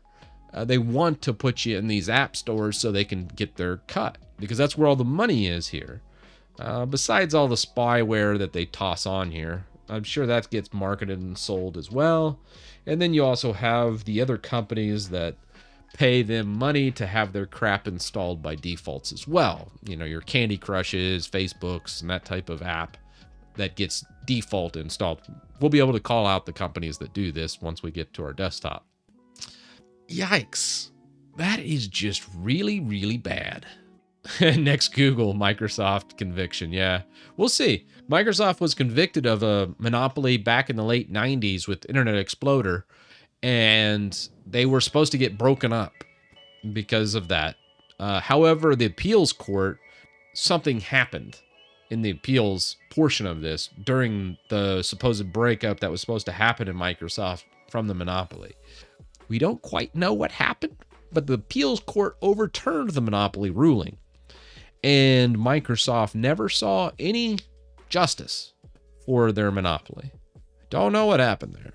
Somebody's probably got their palms greased a bit, but we don't know. Man. Yes, Google did get called a monopoly, and that's because they are a monopoly. Same with Microsoft, same with Amazon, same with Apple. They're all monopolies. I think a blind man can see that. But how do you deal with those monopolies? How do you break them up? I'm kind of curious. Is it still on 23H2? I just could not see this still being on 23H2. It would be just an insane amount of bloat that they had to add without it being a feature update. That had to be a feature update. I feel like the install section of this will change as soon as they release the new ISO, and we just hit it at a weird period. For the setup to take this long is ridiculous. Oh yeah, I said Amazon, didn't I? Yeah, this is not a security update. This was total bloat. I can tell you right now. Yeah, all the mods are probably gone from MicroWin. It's been 20 minutes or so, right? I think even longer than 20 minutes. NVMe, whatever was on sale, AH. I kind of prefer like the Samsung Evo Pros if they're on sale. But nah, I just look and see what the best price is, and then I just pick whatever's cheap. That's more of a name brand. I don't go completely bottom barrel NVMe drives, as I know some of those can get a little dicey, but I do usually use name brand. Like actually, Micro Center has inland NVMe drives that are actually pretty affordable, and a lot of times they outprice the Samsung Evos, and still pretty good quality. So I really like the Micro Center inland NVMe products. Western Digital Black, great SSDs. I want to say that's what I have in here. One of the are Western Digital Blacks, and then the other ones, I think it's a China special. I think I'd really cheaped out on the VM here. We'll see. I've had an inland die on you. Oh, that's a bummer. Crucial's always solid. I like Crucial as well. China special, it fits you, Chris. Yeah, I know, Peter. I know. Silicon Power has been doing amazing things for me. That actually might be my China special, broke redneck. Maybe it's not China. I just call it a China special because it was so cheap. I just figured China just took somebody else's design and just copied it and slapped some generic brand on there. What about Seagate? Are they any good? I hate Seagate with a dire passion. I do not do any Seagate products. I've had just a slew of bad luck with Seagate. So, yeah, nah, you won't catch me doing Seagate. I'd trust some no brand system than a Seagate drive. I look at my professional career, I've had nothing but bad things with Seagate drives, and I look at just my hobbyist career here on YouTube and stuff. Seagate has just been awful. They have stunk it up in both realms. Yeah, I've had so many Seagate failures. So my personal experience, I'm like completely done with Seagate. I think your drive is full. Oh my gosh. I think it's just taking a while, guys. I think it's going to get there. Gotta have patience. But it has been 25 minutes. It's been almost a full 30 minutes, right? It can't fill up a 60 gig drive. Can't. It's not happening. No. It's all NVMe. I like Sabrent. I've had good experience with Sabrent. Rocking a 2 terabyte Seagate Barracuda. Oh, gross. You wash your mouth out saying that. Yeah, gotta let Microsoft cook. Still working on a few things. Almost there. Just so close. Still working. Just a little bit longer. Thanks for the progress bar and the description on what you're doing in the background. I'm sure nothing bad, not like installing a bunch of bloat and malware and other great things that you've had a history of doing. Yes, I'm sure it's all good. Good night. This is wild. How? If it gets to 30 minutes in, I'm Control-Alt-Deleting this. We got 4 minutes on the clock. Just start it. Start the clock. If it's not on the desktop in 4 minutes, I'm calling it. Because we've thrown plenty of horsepower, plenty of network, everything there. There's just no way that it's gone this bad. All right, turn down. Let's do it. Oh, okay. 3 minutes. Oh no, that's not what I wanted. All right, we're counting down. What in the hell? Still working on things. How? I almost want to install just the base ISO that I haven't touched. This cannot be the stock experience. It just cannot. Check disk usage with IO top. Well, actually, we should be able to see. It's just too ridiculous. Well, we have some of those. No. Is it Control-Alt-F? No. 1 minute 20. Don't worry, it's still running. I just wanted to check some of the graphs. It's only utilizing 10% of the CPU. And we don't have our drivers installed. I think it's the driver install that's taking the longest time right now. So maybe there's something up with that. Just, it doesn't feel right. Like honestly, even with any settings that I've done, This should be been done like a long time ago, like at least 20 minutes ago, probably 30 minutes ago at this point in time. Like this should not have taken this long, no matter what I did to the ISO, whether it's drivers, whether it's anything. Like this should not be like this. So yeah, here's the countdown. It was 3 minutes that I put on term down. Huh. And I don't see any variance with like the CPU usage or anything. So it has to have been undoing all of the different MicroWin customizations. And looking at the graph here, we're still sitting about 7-8%. It's not really utilizing all of the CPU. So there's plenty of room to run here. It could be network usage, possibly. Let's look at an IO top, maybe. You think it timed out on something? Could. Let's look at B top, actually. What do we got going on here? For net download here, something I'm kind of curious about. You can see we're not pulling down much of anything. So not much going on here. For the disk usage, you can see not a whole lot going on there. RAM utilization's 20 gigs, about what a VM Windows would take. Huh. I think we need to turn off our PC. BR0 we could check, yeah. So if we go 3, let's check. Okay, virtual net not being used. BR0 is what we should be using. So this is the VM right here.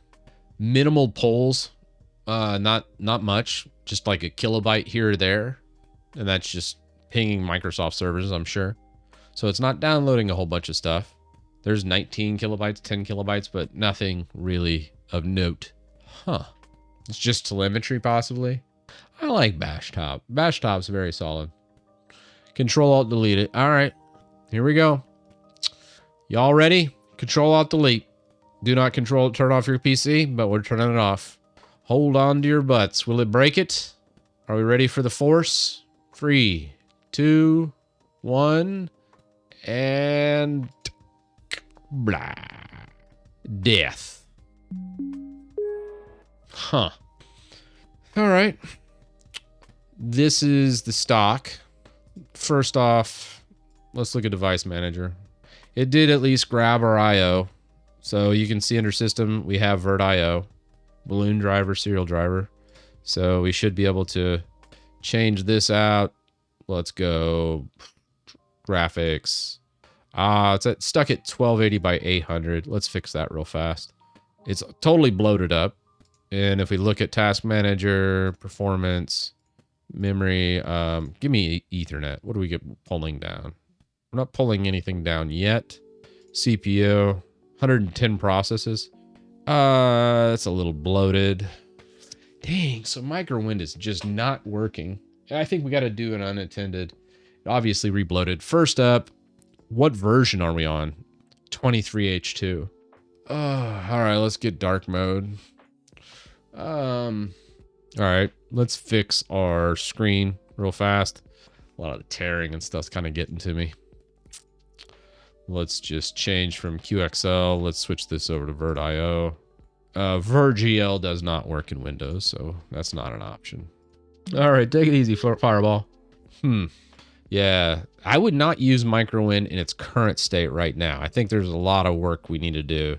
I did not realize this is what's happening on its.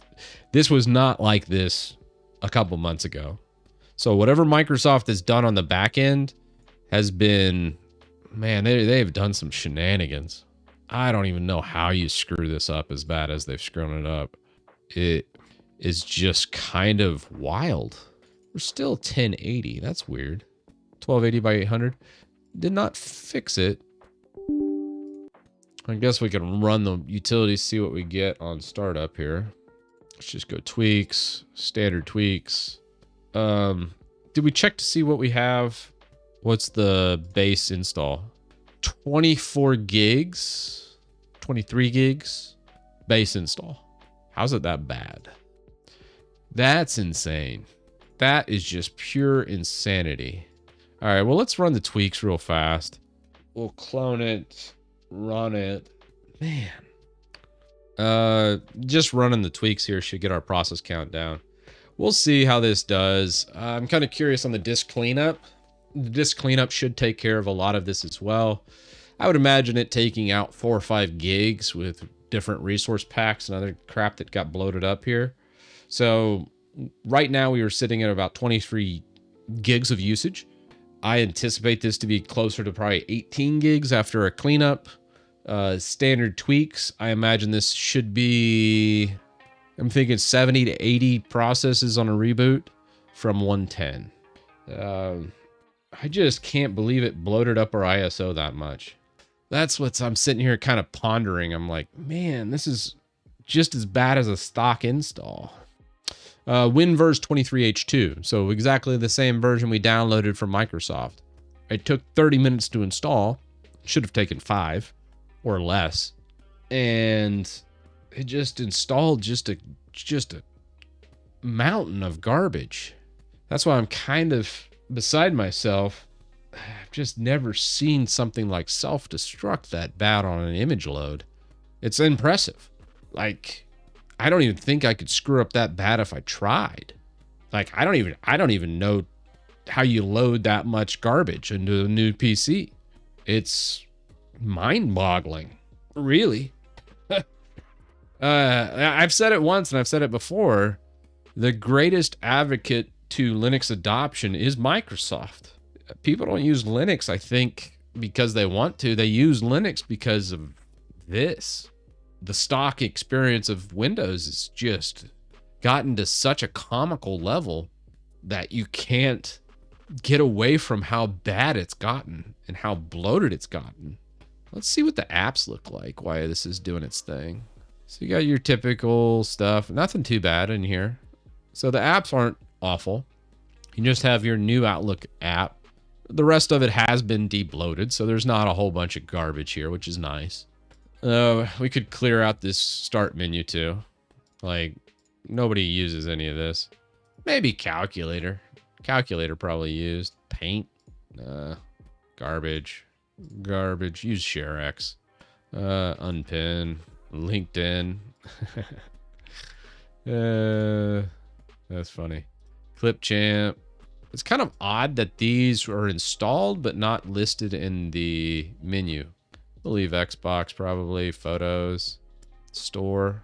Okay, yeah, it's installing on start. So these aren't actually installed.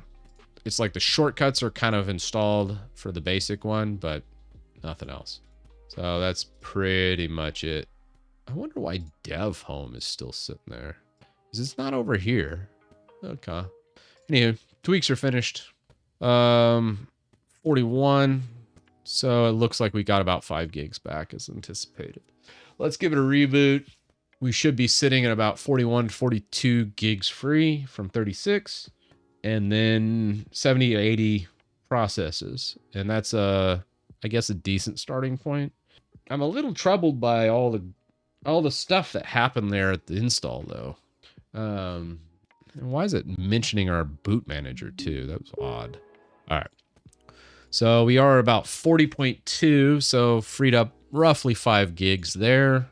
Just using disk cleanup, task manager. What are we looking at? Process count wise, 70, 72 from 110. It's not bad, I guess. I probably would clean up this task menu a little bit. Get rid of like Copilot, widgets, start. I would usually hide that. Start menu in the center. I mean, I don't know. I'm kind of like torn. I don't mind it in the center. You know, I'd probably do something like this for my specific view, but yeah. So I think an unattended install is what's needed. I think that's what we're going to do. It's not a bad starting point where we're at right now. This is fine. Just wish it did a little bit better is all. I think NT Lite would do a better job on the strip out, especially like the unattended, I think is what we need to do. Oh, the guest agent. Okay. I thought, yeah, make the Microsoft experience more useful to you. Here's code for you out there. If it says make the Microsoft experience more useful for you, what that means is you're giving them permission to upload all your data to Microsoft so then they can make it more useful for you. If you learn more about this, sorry for the flashbang again, but your browsing activity current includes things such as browsing history, favorite sites that you favorite in collections, usage data about how you use your browser, web content like the pages you view, device data like version number. All these things are getting submitted to Microsoft to make it more useful to you.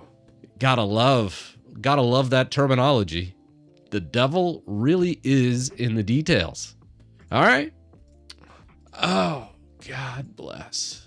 What? This is like an old person browser. People really like Edge? I feel like I'm losing hope in humanity after this entire experience. If you had no choice, Chris, would you use Edge or just build your own browser? I feel like that's a trolley problem. I don't know, man. I just E-Link it. E-Links is better than this. All right. What was I doing? I'm so frustrated right now. I'm like, oh my God. It's just awful. Oh, yeah. I'm sorry. The guest agent. It should be... I thought there was a quick download link over here. I might have been wrong. Ah, that's looping me back. No, where's that darn executable? Yeah, we need to add it to WinUtils 100%. Dark Sky. I always am searching for this stupid thing, and it's like always hidden. I think Fedora People Wizard is where we get it for most times. And there should be like an executable right here that we grab. Fedora didn't pay the ransom to Microsoft. Oh, Lord. I cannot believe this is the dystopian future we live in. Give me my executable. Keep anyways. God. Flagging this file. Oh, Lord. Can't believe this. So angry right now. All right, let's fuel that rage into fixing this problem. All right, we'll definitely get this. I do want that in a closer, like, easy to click button on the Windows util. Absolutely. I think we could find a way. I'll find a way to query what the version is, and then we can just click install after we're done. Did I grab the wrong guest tools? Yeah. Well, I did a 34 bike ride before the stream drummer. I took the bike all the way to Dallas. So I'm good. All right, let's go 1080p, please. All right, that's looking a little bit better. It feels a little bit better. We got our process count somewhat normalized, but God, this is just too much. This is just too much. We got to do better on it. I got to get MicroWin to a state where it's solid. This is what it should get to on your desktop. I'm just going to revamp the whole thing, go unattended, set it up as a user, change the OOBE, skip the entire thing, just slam dunk it in there. And then there's going to be people where that's not cool with, but I mean, right now, the current state of MicroWin, I'd just say, just install the stock and then run the debloat. God, that's awful. That is just purely awful. Yeah, Atlas OS is right now pretty good, I think. All right. So this is trash. So everything we just did, we're just going to delete. I just wanted to show kind of like a start to finish MicroWin install just to see what the experience was. The experience is awful. Absolutely awful. Not necessarily MicroWin's fault. I mean, it did keep a lot of the crap off of it. The install itself was like 30 minutes long, way too long. The out-of-box experience has been completely ruined by Microsoft, so we have to skip that. So first order of business, get rid of OOBE, skip the entire thing, set up the user, local user from the person. Don't even give them an option to install a Microsoft account. They can just do it after the fact if they want that. I think we need to make some options for the user. We're going to remove all of the options for get rid of antivirus, get rid of Edge, get rid of all that. We're going to get rid of all of it. We're just going to install a shortcut to the toolbox on the front side of things. stripping out all those Provision X, it's all going to get reinstalled anyways. That's not going to do much. All right. Let's get cooking here. Let's start up our pass-through. And we're going to jump in and start with the unattended. Yeah, Atlas debloat gives it around 70, 80. That's fine. Yeah, I mean, MicroWin's still better than nothing. It's just a long setup process. And in my eyes, that's too long. That's way too long. It's just a bad user experience. And anything that's a bad user experience, I want to fix. That's the thing. Check PRs. Yeah, I think the big thing I'm just upset with is I actually want Windows to be good. Like, a lot of people are like immediately like, hey, I'm trying to move everybody to Linux or something like that.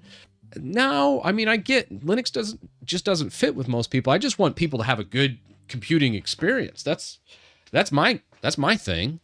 And it just makes me angry that Microsoft has over $1 trillion in the bank and they're doing all these like shady tactics to get even more money while making the user experience way worse for so many users. That's not cool in any realm. Like, they should make their product better, not worse. They're actually highly incentivized in the current market to make a worse product to get more money. And that's why I'm so angry right now. I look at what they've done to their product and I'm like, this is not just a little bit worse. It is unbelievably a worse experience than how it was 10 years ago. Like, not even, I mean, you go back 10 years, the product was infinitely better. Like, by not a factor of 2, 3, 10, we're talking by a factor of like 100. I mean, it's a lot better of an experience 10 years ago compared to the out-of-box experience of today. Oh, all right. Enough talk. Let's get going. Let's make it better instead of just sitting here and going full Karen mode, complaining about it. Doesn't do anybody any good. Yeah. And let's check the PRs and see what people have put in. I don't think anybody had an out-of-box experience unless they were sitting here going, all right, Titus, here you go. I don't think that exists, but we did get a couple PRs. Prevent expect. Oh, actually, PSY got something here. Prevent Edge update installing so-called expedited apps. Outlook update that. Invoke WPF MicroWin. Yeah, I think that would be fine. I like that. That's a good PR. Well, let's go further though. I'm not going to bother doing a review of this. I'm just going to squash and merge. If we do have problems with it, I can fix it while we're messing around with it. I just want to go. We have so much to do here with MicroWin. Oh, so much. Crash control BSOD. Oh, we're currently having a BSD. Install when detail. Yeah, I think there was an issue with the BSOD tweak. All right. This is the last PR. I can get stuck on code review for days. So we'll grab these two. That's fine. Let's fetch, pull those changes, and get to work. W12 will be cloud only. I don't think so, Faye.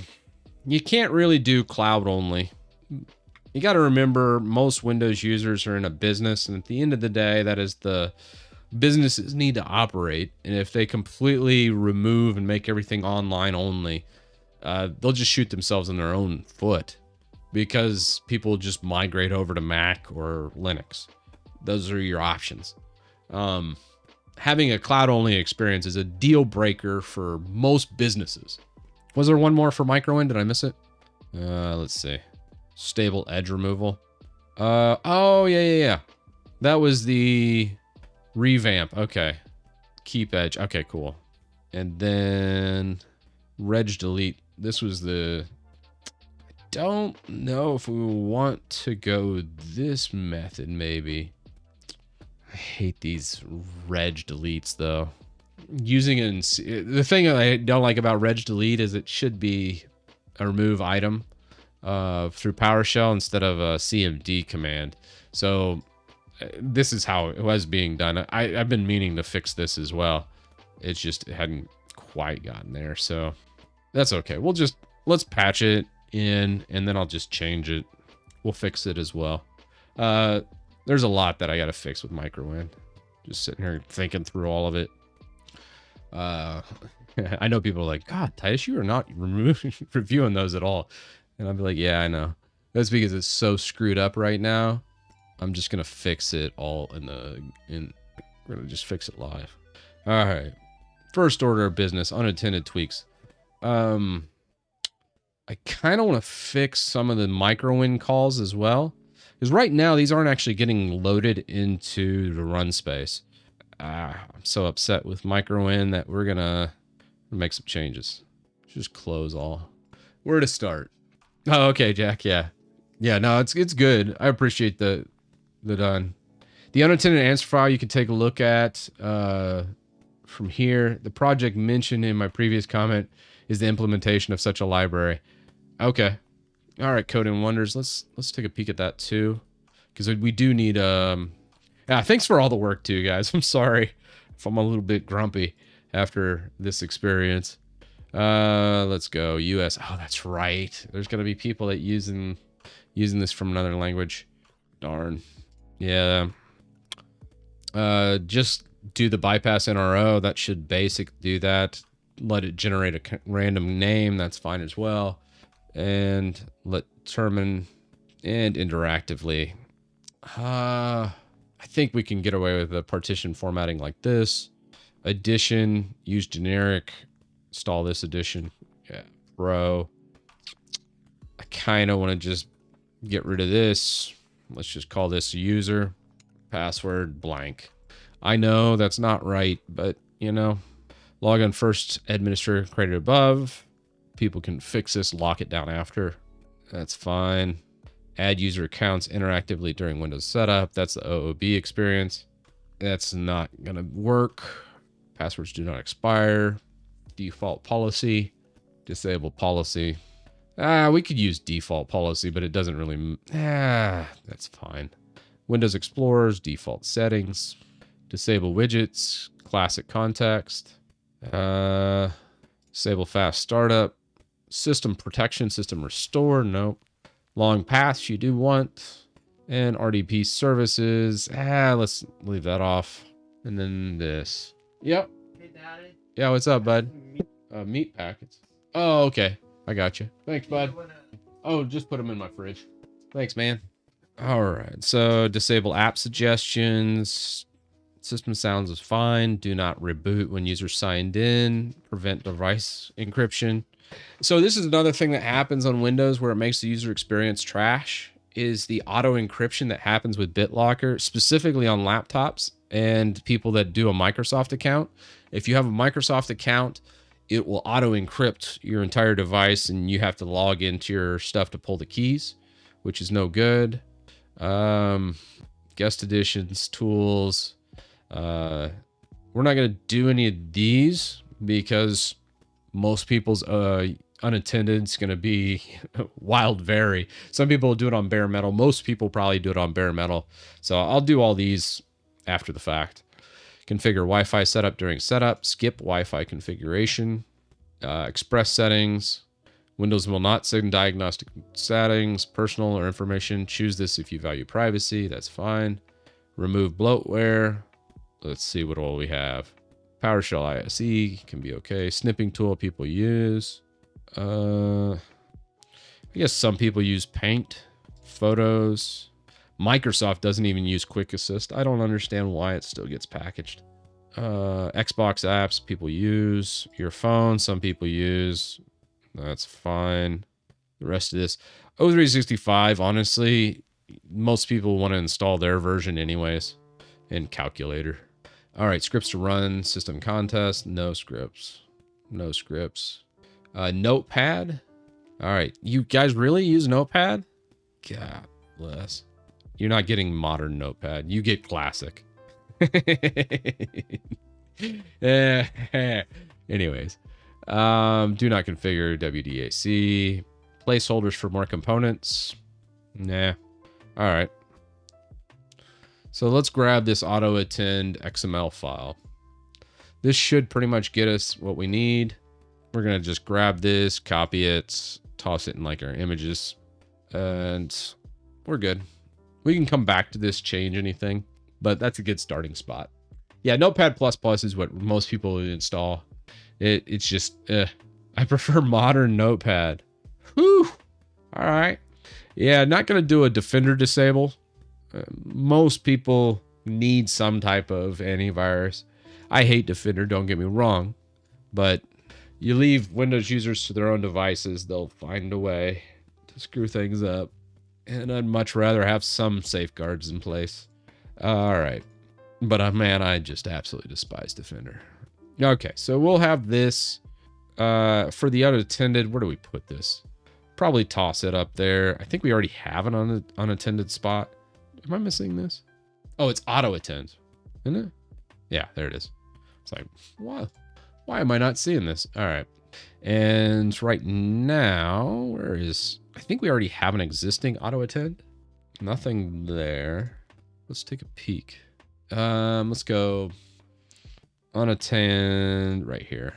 So we have our MicroWin helper script, check install. And I want to say what we can do here is we have this, and Coding Wonders has been working on this for a while now. Yeah, I'm not gonna pull up videos of a bunch of projects of trying to make OS, Light OS, Shadow OS, NT Light OS. I mean, there's a whole bunch of stuff. Having people download ISOs or those types of things, it can get a little dicey. I'm hesitant to recommend any product because I don't want people getting taken advantage of. Next Linutil stream, probably going to be on Thursday, Pickley. I think is when we're going to go for. Thanks, Drift. Yeah, we got to, God bless, there's just a lot to work on here. And we're working on making an auto attend here. It looks like some of the pieces are in there. It's just not quite what I want. So here's a bunch of comments. What are we going to do? Specialize, okay. Yeah, Linux Toolbox streams on Thursday. Yeah, I'm thinking Coding Wonders. I'm sitting here going, I think I'm going to go ahead and make these decisions. And then if you want to use the ISO created by MicroWin, it's going to just have all the same, like probably cover about 80-90% of the population that'll run a MicroWin, and then specify a few of these things. Do you have a link to your project, Coding Wonders? I definitely will take a peek at it. There's some stuff here there I'm like, oh God, Windows 11 Gamer Edition. Oh, yeah. There's no like Team OS. I mean, come on. It's just no. I'm never going to sign off on any custom ISO. We're just going to make a sane base Windows ISO. Just a sane one that doesn't do anything fancy. Just gets you about 70, 80 processes. Just has an unattended. You can feed it all the other standard ISOs and just have it spit out what you need. And I feel like that's probably what we're going to do with this project, or we remove MicroWin altogether, because right now I'm like, God bless. Okay, DISM tools, Coding Wonders. Let's check it too. So the connected place for Windows system administration, because Coding Wonders has been doing a lot of work on the back end here. Oh, so you already have most of this with DISM tools. Connected place for Windows system administration. Oh, shoot, I kind of want to just run this and see where you got. Automatic detection of sources from group policy. That's kind of neat. Easily create configuration files. I feel like I'm going to just do I probably just recommend your product, Coding Wonders, for people that want to select every little thing, like different languages, those types of things. Maybe we do a language option, but I think I'm going to just create everything as I see most users in their system. Meaning leaving Edge, leaving Defender, just stripping out bloatware so you have just a standard experience, and then 70, 80 processes on startup. So you have a good, base. And I feel like that's good enough for most people. And then probably just recommend, hey, if you want to go above and beyond, something like this, because I'm not going to integrate all this into WinUtil. It's just too much. I love it though. I think it's really cool for the DSM tools. This is a lot though. Built in .NET. Is it C#? Let's see. GPL3 license, pretty awesome. Visual Basic. Really? Okay. It has ISO creation tools that let you test Windows images after you've made changes to them. That's nice. Yeah. That's cool, man. Yeah. VisualBasic.net. That is very cool. So anyways, getting back to our project here. We have the auto generation. Let's take a look at our unattended. How are we going to implement this? And I know Cutting Wonder is probably more familiar with it than I at this point. Let's take a peek at that unattended attribute. I'm just going to paste that in here. Let's open this with, let's open it with cursor. Okay. So when we're looking at the invoke MicroWin, we also need to change this file name. Let's see, where is this getting called as well? Let's rename. Let's copy this. And it's got new, remove file directory, copy to USB, remove provision packages, remove features, test compatibility, image. Got too many functions in here. Too many functions. New check install, new first run. Right now I'm just getting familiar with the function names. So what this should look like, let's see where it's called from. No results. New first run, WPF MicroWin, new first run, WinUtil. This is going to look a little weird for everybody, but there's a little catch that most people don't know about in the utility. And what that catch is it will not actually load files into run spaces that aren't enabled with WinUtil before it. So let's change these. And then for the WPF MicroWin right here, this, we're going to copy that. Then we're going to rename the file. Invoke WPF MicroWin. Then let's check to make sure we don't have WPF MicroWin. Still, okay, let's update this button. WinUtil MicroWin. Fix that. Actually, that's wrong. 24 minutes to get the desktop. It went through the same process. Wouldn't let me proceed without an internet connection. Okay, I appreciate the confirmation there, Dursley guy. Sacrificing 24 minutes doing that. What's the button name? I don't think I actually need to change this invoke MicroWin here.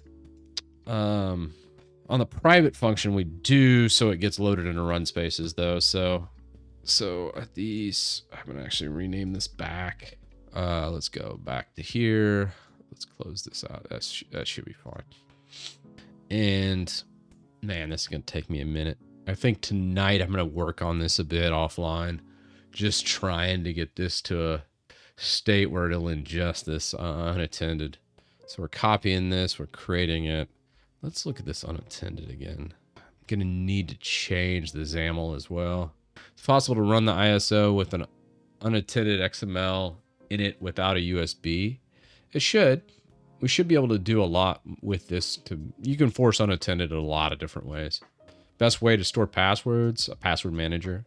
Independent password manager, probably like Bitwarden's what most people recommend, but honestly any password manager works. Hell, I'm using Robocopy just because I've had it forever and ever, but I'm just too lazy to switch. Old Jippity would mess this way up. It is so dumb when it comes to Microsoft stuff. This is all going to be by hand. Yeah, 1Password's a little too rich for my blood, Jim. A little too expensive. All right. So this is the invoke, unattended. This is the creation.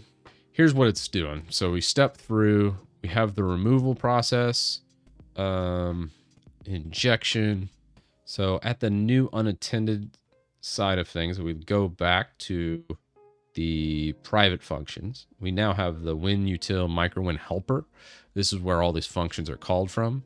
I changed this to WinUtil MicroWin helper. I know that's a mouthful, but I want to make sure this gets loaded into run spaces so it goes a little faster. This, I think we change. And I thought we loaded this. I closed this out, didn't I? Yeah, the thing about Bitwarden I like is it does a hardware key. So then you have to have a hardware key to unlock, which is good. Right. So the replace me, where's this getting called? So you got that. compatible image. Replace the placeholder help with an empty string to make it valid for Windows 10 setup. Okay. So that's what the replace me is doing. Replace the placeholder test with a specialized pass. Okay. And then we have the out file that's happening here. Okay. Settings pass audit user. This is the physical environment or portable environment. I'm sorry. So you have generalized, specialized, settings pass. Let's see what we got. OOB system. So we could skip that. Let's look at the OOB system on this as well. This specialization right here, I think we're going to add all these, but let's just check real fast. I do like these tweaks. Here's the OOB system for the change. It's just setting locale for international core. Windows shell startup. Here we go. So we'll go true, true. Hide online accounts, screens, yes. Hide wireless setup and OOB, true. Hide EULA, yes. Protect your PC, it should set to 3. I think that's Windows 10 only, actually. Do we have an OOB in here? Yes, it's right here. First login commands. Okay. Let's set these user accounts and then auto login. Let's look at that. OOB system, shell setup, right before OOB. We're going to change this. User accounts. Let's tab that over. That looks good. Although, I feel like that works good. Let's double check. We don't have any changes here. Yeah, you and I both. I hate XAML. XML. I really hate... Actually, I don't know. I think I despise YAML more than I do XML. Because XML is at least forgiving and spacing. YAML is just like, hey, you screwed up spacing. I'm just going to break. Sorry. And I kind of have a problem with that. Okay, so then we have that. That looks good. And protect, EULA, skip. What's our OOB look like? OEM registration, true. Skip, skip. Hide online, hide wireless, hide EULA, protect PC3. Okay, that looks good. That's fine. Component, auto login, count, synchronous, command. Let's look at that. CMD, CS up, log OOB system, PowerShell execution bypass for startup PS1. What is this file? Do not remember what we're doing there. Let's take a peek. First startup.ps1. Is this getting... I feel like we'd have something... Huh. This has to be generated somewhere. Okay, here we go. What are we doing from a scripting standpoint? Here's our out file to first startup. So this is the changes we're making. This is the script for the PowerShell. Delete edge icon from desktop. So if we want to add something right here's where we go. First startup. It's good. First run. Registry settings. Okay. Let's grab this synchronous command. This one I think we will add towards the end. We could honestly add this directly in our startup PS1, but it's fine. Let's go into that OOBE setup right in here. We're going to add a new synchronous command. Don't worry, this is all going to make sense. Let's change the order of this. Where do we want to put the win log in? I want to say, I kind of want to toss this at 1 and then change the order of these other ones. I feel like auto login should be there first. Yeah, let's just do this.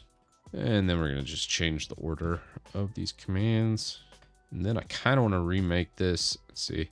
The problem with MicroWin, why I've been putting off doing this, one, it kind of reminds me back when I was making custom images for work. And that puts me in a negative mindset. And then the other thing is the testing is brutal. So I really do appreciate all the people that have contributed over the past years. Like specifically Coding Wonder has been the primary contributor for this. So thank you, man. I really do appreciate you, because testing this type of thing sucks. Ugh, it's just awful. But we're going to get it pretty much there. So we're skipping this. We're doing an auto login with the username user with no password set, plain text true. We're going to skip all of the EULAs. We're going to come offline, bypass everything for the accounts and the OOBE. So it should just zip right into the desktop. Now, where do we want to go from here? There's all these asynchronous commands right here, which is kind of hilarious for this unattended. This is actually part of the deployment, which happened earlier. I kind of want to do like a basic tweak run. I think we actually call the tweak script directly after install on a first run. And then this is actually the origin of the Windows utility. I was doing specifically this. I was like, I want to change all these things. Instead of doing it line by line, I just made one PS1 first run script. And that was the Windows utility back in the day. That was the origin of the whole thing. You're going to need so much patience for ISO customization. You do. You do. Well, if there's one thing, whenever I take something on, I'm very good at being persistent to a fault. Because once I start something, I just can't stop. For better or worse. That's why I've put off tackling this. So most of these settings here, almost all of it is set that way. You know, but we could do, I think honestly, I kind of wanna. So during the component of the settings pass specialized stage, let's see, how are we doing this?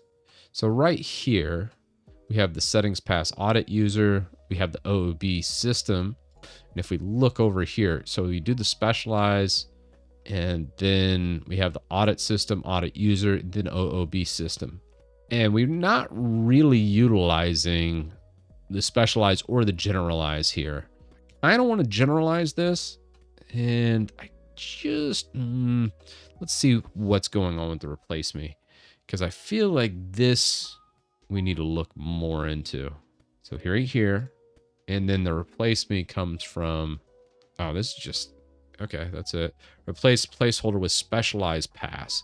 So it is doing right here, the specialized pass, which is this guy. So where is it grabbing the specialized spec pass? Right here.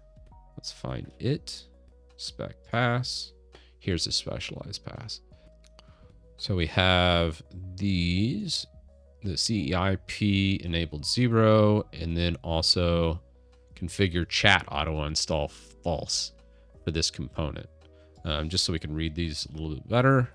Let's take that, take this, and these are two components that are getting specified, but I don't think are unattended over here.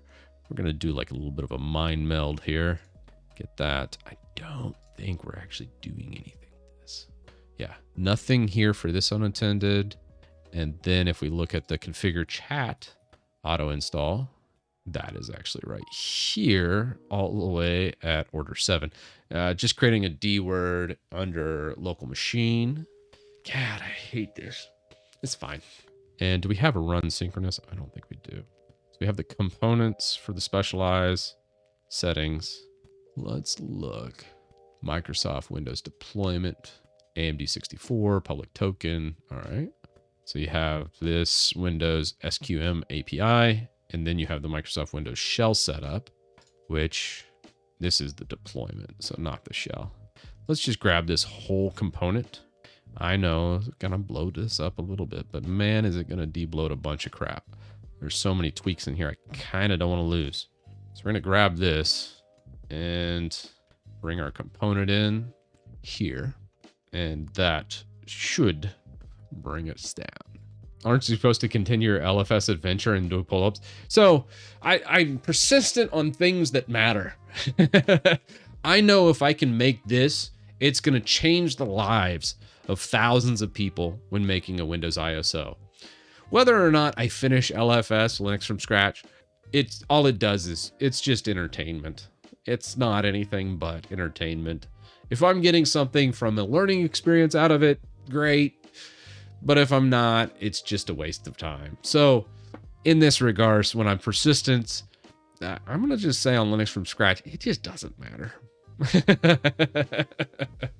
Yeah, definitely. You can't use AI on this type of stuff. There's so many little nuances to it. So you kind of have to eyeball it, and you have to have done it like hundreds of times to do it properly. It's just one of those things. It's just, yeah, I don't know what else to tell you. I feel like this would be good. Let's do a compile of the script and another run. I want to see what this does, if it even pulls in the unattended. And if I could just piggyback off all the hard work that Coding Wonders has done, I think it'll be great. But I've never actually had a Windows deployment that didn't fail miserably.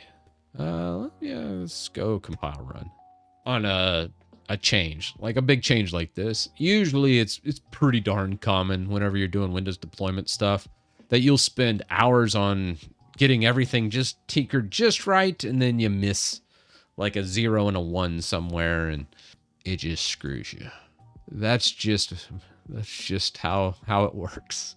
Sad to say. I wish it were different, but you know, it's Windows at the end of the day. All right, so here's our MicroWin. Let's go desktop, or is it downloads? Yeah, downloads. And I want to see if our changes here on this compile will pull in more and get rid of this unattended. Yeah, AI would just hallucinate like no other. And every stream I'm always like, AI this. AI is nice for simple fixes or changing nested ifs to switches. The basic stuff that anybody can do. It's just some of the more tedious work. But when it actually comes to like truly measuring something or kind of building out a system, you can't really do it. And the best way to check if AI can do something that I can see is, could a noob copy and paste from Stack Overflow and make what you're trying to do? If Stack Overflow, where most of the AI code comes from, if we're being serious, all the ingestion happened there. If you could look at it as an idiot and do the thing you're trying to make AI do using Stack Overflow, then yes. Like, let's say you have like 100 IQ, right?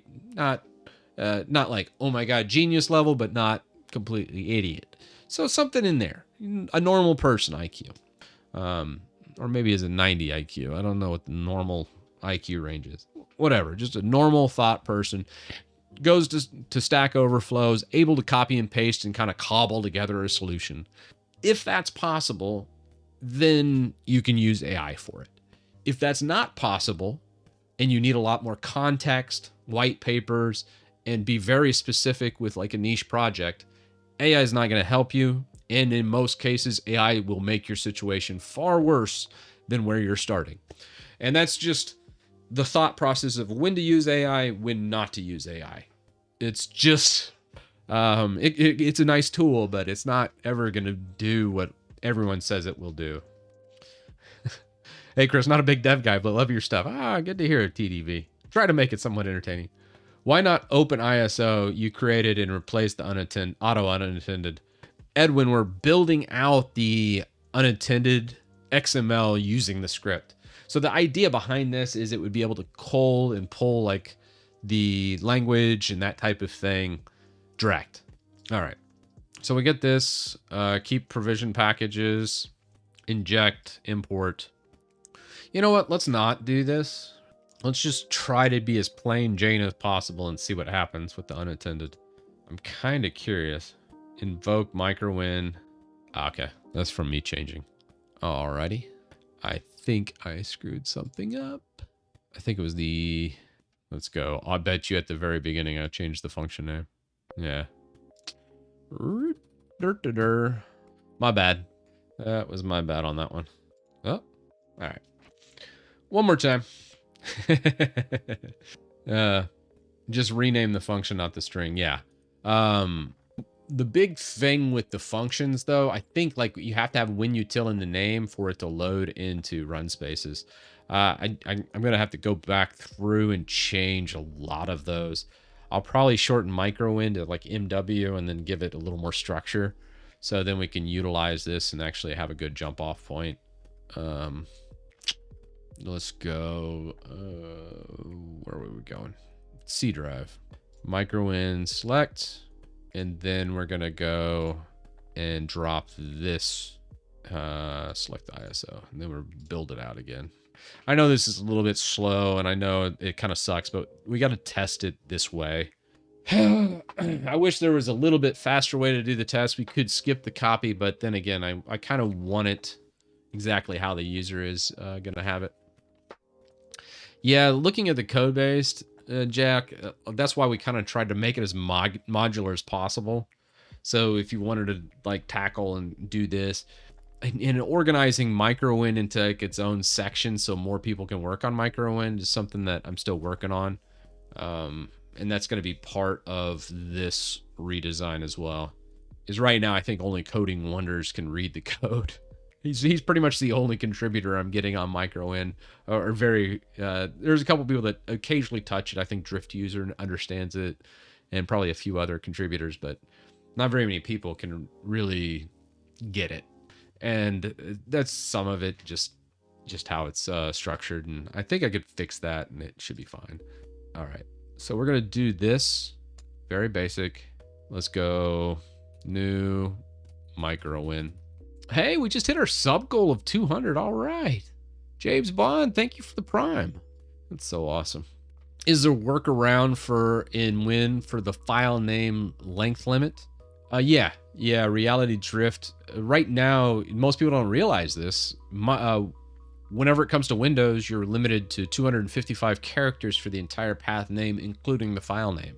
So a lot of times you get an error if you do. It happens a lot in business because a lot of people love subdirectories and like network drives.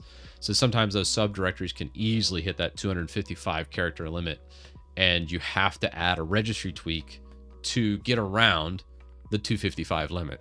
Why it's not there by default, beyond me. Like, it is 2024, we should not have a 255 character limit on a path. And yet Windows by stock defaults does. But there's an easy workaround. I remember when it was first discovered, the workaround, people were charging like third-party tools, bunch of vultures, and to enable the long path workaround. And then everyone's like, oh, it's a registry entry. And then some of it, I think, like these Microsoft guys purposely put this crap in there so then they can leave Microsoft and then like profit from how jacked up they've made things. I don't know. And that's probably not a thing, but it sure feels like it sometimes. Not sure if you talked about this earlier. Is there a way to prevent Windows from auto-installing apps on first user login? Enron, that's what we're trying to do right now.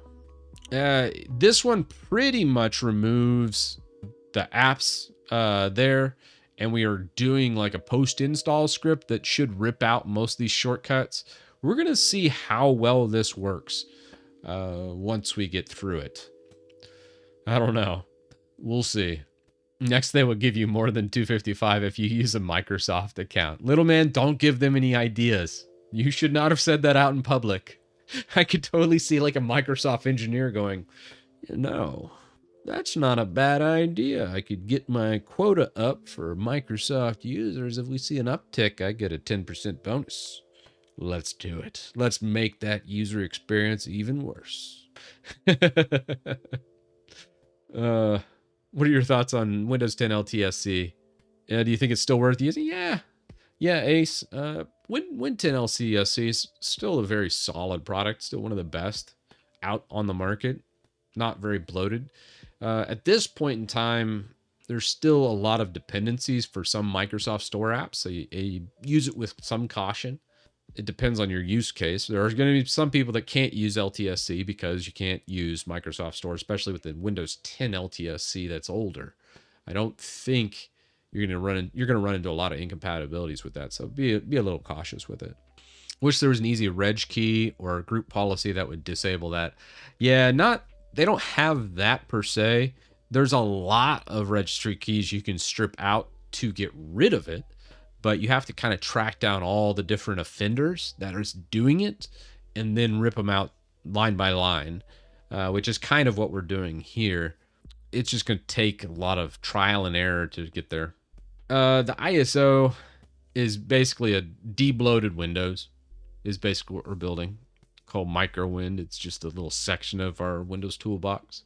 That's going to BSOD if integrated in MicroWin, but it can be attended into unattended specialized phase. Yeah, right now, the unattended specialized phase, we've added a lot of steps.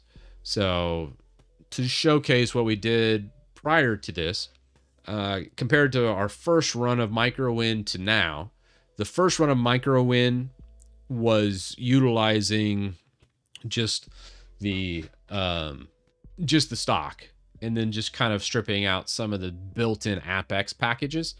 This time we're doing an auto login that's supposed to bypass the OOBE, or out of box experience. So hopefully we can skip that entire 30 minutes of downloading and bloating up Windows, and create a user auto login.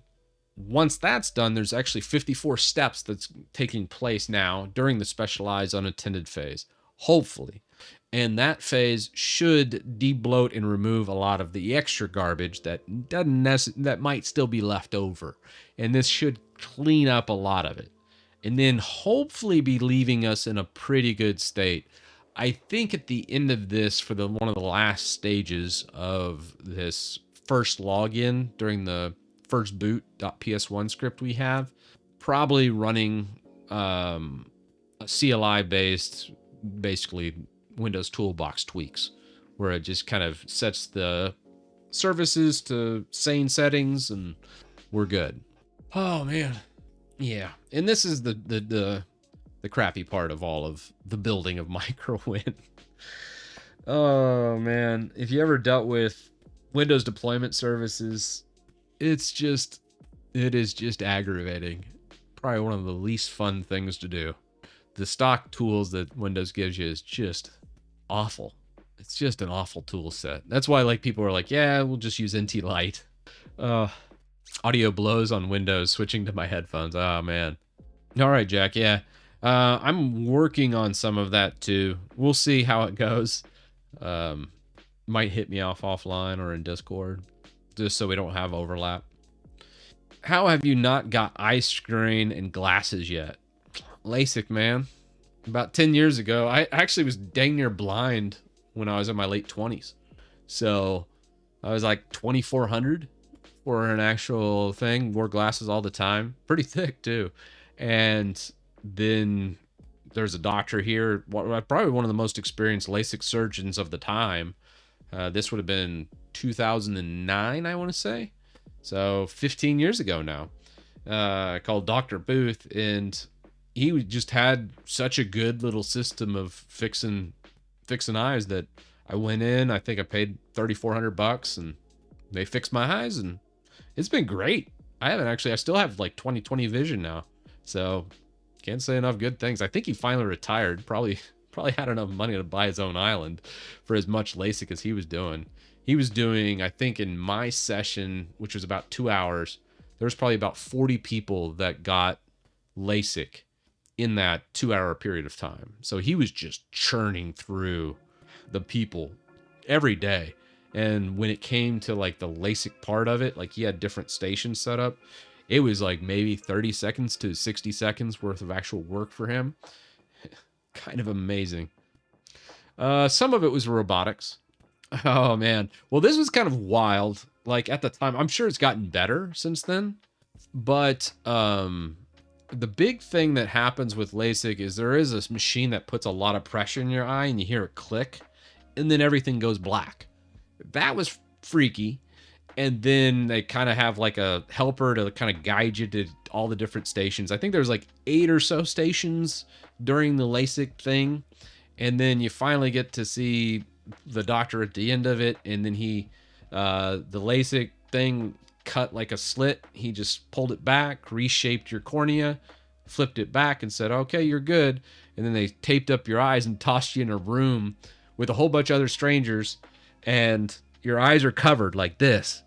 And you can't see anything. All you know is there's people in the room with you. And you're all sitting there completely blind. And, you know, I was sitting there, and I'm a little bit of a joker. So I get it. Like, I know there's like 6 to 8 people there and everyone's just quiet. It's really awkward. And I just subtly go, I just want to say this out loud. I'm at the front of the centipede if this goes south. Because at the time, I think a human centipede just came out, and that was a pretty disturbing flick. And I remember doing that, and oh my god, I definitely got some chuckles in the room during that. But yeah, it's been great. At the same token, though, my father-in-law, he had his LASIK done at a different place, and they screwed it up. And within a year, he's back to wearing glasses. So mileage varies depending on the person. Oh, there was a YouTube error. Wow. Oh yeah, when you first saw it, it was just amazing. The downside was like the first couple months, you had like halos around the lights, and then you couldn't go swimming for pretty much the first year, and you're real sensitive and your eyes dried out real easily for that first year. But after that, I mean, I can swim now, I can do anything, my eyes are normal, and everything's great. So I love LASIK. Best decision of my life. Did this like crash or something? I feel like that needs to be relaunched. Okay, we're almost at the end. I was like, that looks like it froze. It did. Yeah, you know, and we were told growing up, if you sit too close to TVs and monitors, your eyes would go out. I'm here to tell you, I think that was a lie, because I have sat so close to monitors for 15 years straight, 8+ hours a day, and I still got 20/20 vision. So I don't know. I think we were sold a lie as a kid. So I remember as a kid, my parents yelling at me for sitting too close to TV, but I don't think that's really a thing. Yeah, they just screen you. And if you have like too many, I think the big thing is, I was the perfect candidate for it because I didn't have any different like bifocals or anything like that was needed. And I just was extremely farsighted. Or is it shorts? Oh, geez, I don't remember. I couldn't see far away for crap, but everything else was fine. I could read up close, and that made it pretty easy. Nearsighted, yes, that's it. Nearsighted, you can't see far away. Yeah, I always mix them up. So yeah, check it out. I mean, the worst case, they can say, okay, you're a good candidate or a bad candidate, but I have zero regrets of doing it. I absolutely loved it. Okay, so now we've got our ISO done. We're all built up. Close out of that, and let's just transfer desktop, new MicroWin. We'll just copy it, toss it to Win Images. Oh, I'm using the Scratch directory right now. I don't use that option, Jack. I need to test it out too. Yeah, it's a scary thing, Yates, but it's worth doing. It really is. So let's go back to what did I already delete the MicroWin that was in here? No, I didn't. Let's delete this one. And we're going to go to new MicroWin. No. We're going to pull up Virtual Machine Manager. Let's just shut this guy down. Let's create a new one. Let's browse images, refresh, new MicroWin. Oh, did we not? Yeah, there it is. And Windows 11. Let's go forward. Let's go 8, 16, 384. Actually, let's go 12. It doesn't really matter. We'll customize it beforehand. I think we can go 50 gig for our drive. MicroWin. Customize. Finish. Oop. Nope. I do want to change this. Let's change that to a bridge. Let's change our CPU topology. Let's go 1. Let's go 6 cores, 2 threads, 12 vCPUs. We're going to enable shared memory. And QXL is fine. And begin installation. What did I do? Apply. Begin installation. Push this to zone. All right. Turn off the network. I'm going to leave it on.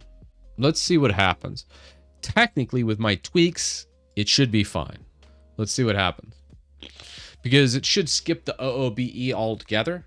Although I'm not getting, we'll see. The copy and install should take about 120 seconds if it grabs unattended. I don't see it in there. We'll see how it goes.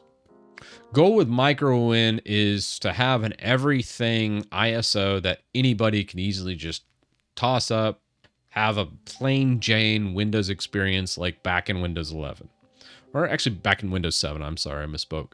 In Windows 7, what that experience, for the young people that haven't actually had this, Windows used to, you could run Windows 7, you get dropped into a desktop. There wasn't Candy Crush all over the place. There wasn't anything but just Windows loaded on a machine. Now, it wasn't like that if you went to like Best Buy or Sam's Club or wherever and bought your system. They loaded their own crap on there. What happened in recent years is during Windows 10 and Windows 11, Microsoft has bloated all this crap up and added all the junk that, you know, those retailers used to. And all I want from MicroWin is a sane experience like we got with Windows 7 stock. And that's what we're trying to achieve with this. So that's kind of the thought process behind it. 2-minute install. How? Windows actually is pretty light. Like it shouldn't be as slow as the stock experience, because when you're not loading it up with everything, it should just fly through all this stuff.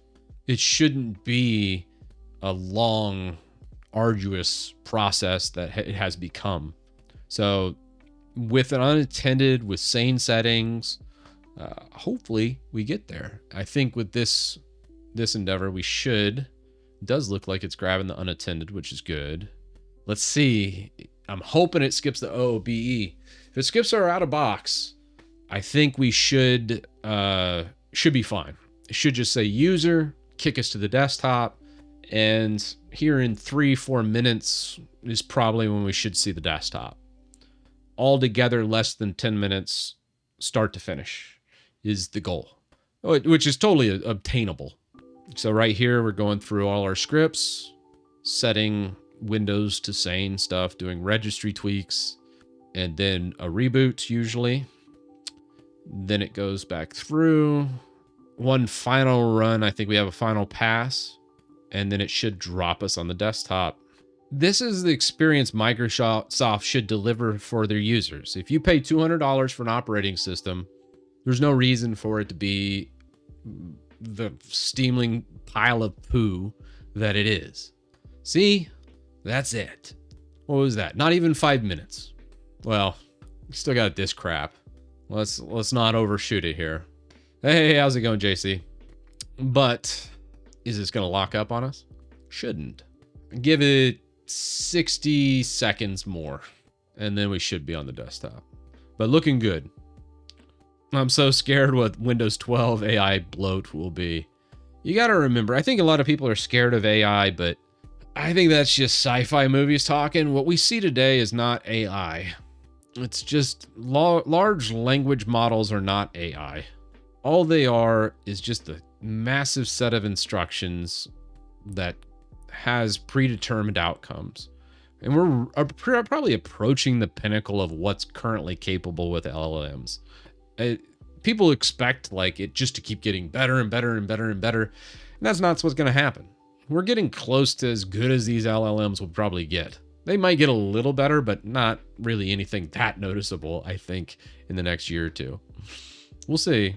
AI is just a buzzword, like blockchain or cloud computing. I mean, we've gone through this cycle so many times in the past 10 to 20 years that it doesn't really faze me much anymore. It's just the new flavor of the year or a couple years. Usually we got there. Just like an alpha or precursor to AI. I don't know. Yeah, it depends. Control Alt Delete it. Let's see what we're at. I feel like this is close to finishing. We'll give it to 25 after. Right now it's 22. Usually we're still sitting around 10, 20 CPU spikes. Once we get into the single digits on the CPU usage, then I'll force a reboot. I totally anticipate this hitting the desktop before 25. It should be close, very, very close to hitting desktop. Maybe not. Might have bombed out again on us. So there might be a tweak that's causing it. Maybe AH. We'll see. I'm going to let it go to 24. If it still sits under 10% CPU average up here, let me show you. So up here, you can see the CPU. We're right around 5 or 6. Once it hits about 24, if this hasn't spiked into double digits, it's probably locked up. And we'll just reboot and then see what our process count is. Process count I still think is going to be around 100. And we'll see how it goes. But it does look like it has stalled out again. So there might be a tweak that's happening in the background that we might need to adjust. It won't reboot Control-Alt-Delete from Task Manager. We can just do a force reset. It'll be fine. Control-Alt-Delete it. Send key. Control-Alt-Delete. Oh!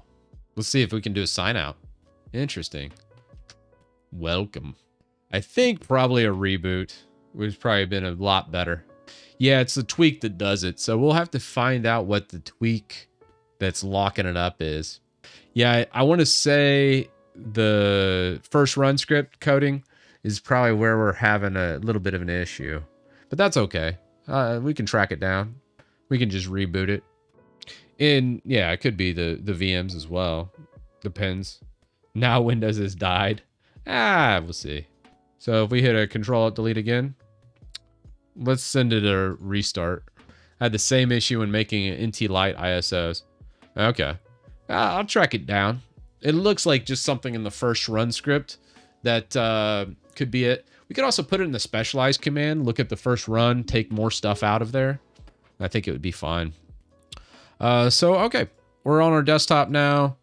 We should see process count probably 110. Yeah, 100, 103. About to be expected. Start menu. Look at that. That's what we want to see. Clean. All right, cool. Now we've got a really good working auto install. If we look at our WinVer, it should be 23H2. All right, now let's pull up our settings. And what I want to do now is look at our Windows Update. What's that look like? So we'll check for updates. RAM usage, CPU load. It's going to be pretty garbage out of the box. Wouldn't be terrible, though. It's Windows, man. That's just what you get. Windows users, it's not really phased. So you got 119. Under 2 gigs of memory usage, though. So that's not bad for being Windows. You know. Let's personalize this. Let's go dark. Bam. The theming or slowness, that's not having VMware tools loaded. I will do something of that nature, kind of clean it up. So this would be getting VMware tools, Fedora group. Let's see what we got. No, not VMware tools. Dark. Vert IO. Yeah. Okay, I'll be right there. Fedora project. Yeah. Whatever. So this would probably be where we grab our stuff. Latest Vert IO. Let's grab the WinGuest mini tools. Oh my gosh, there's a virus. Fedora is trying to infect us. All right, keep anyways. Worthless. Absolutely worthless. Anyways, install that.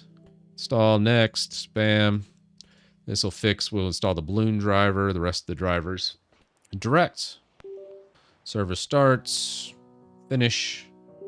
Spice driver. And that should fix a lot of our like acceleration and just kind of jankiness with it. Anytime you do it in a virtual machine, you need to probably do that. So that is pretty sweet. Let's see if we have display settings. We'll just toss that to 1080. Perfect. Keep changes. Full screen it. And then you do your normal tweaks. So obviously for this, get rid of task view, hide your search box, get rid of edge. I probably would use my toolbox now that we did our region lock on last week's stream to where that does it how it should do. Didn't check the hash. Oh yeah, last week we hit our sub goal. That's pretty awesome, man. It's really encouraging. I just love this stuff. You know, it helps a ton of people out, and I feel like we're really making a difference. Where the YouTube videos are nice, I think it definitely helps people like learn new stuff, but I really do feel like this right here is really going to impact people in such a positive way because the user experience from Microsoft is just so crazy. And this is exactly how Windows should look on a first startup. No bloatware, minimal stuff. I'll probably do a script run. Still some cleanup to happen here, but this is a really, really good addition. It cleans up so much of MicroWin and some of the shenanigans we were having with out-of-box experience. Completely skips all that. No Microsoft account. Just a great starting spot for everyone. And then if you wanted to do a Microsoft account, you want to add any of this shenanigans Microsoft's doing, you can. I'm not ripping out anything that would cause it not to work. I'm just giving you a sane starting point. That's it. So this is so much better. Just infinitely better from where we're at. And it's still, we could probably still go like WinUtil, do like a tweak here, kind of bring it down. We've already shown like the 70 process count using this, but usually whenever I'm going to do tweaks for here, I could just launch this with a command and then just do it all CLI, so you're not even doing the GUI or anything. So yeah, standard tools, selection, then I just hit run tweaks, and this would create restore point, and then just do the same stuff. Drop a link to that ISO. Well, I'll go ahead and do a submission, and then probably do a cleanup tomorrow, and then submit that. So tomorrow, this will be available to everybody.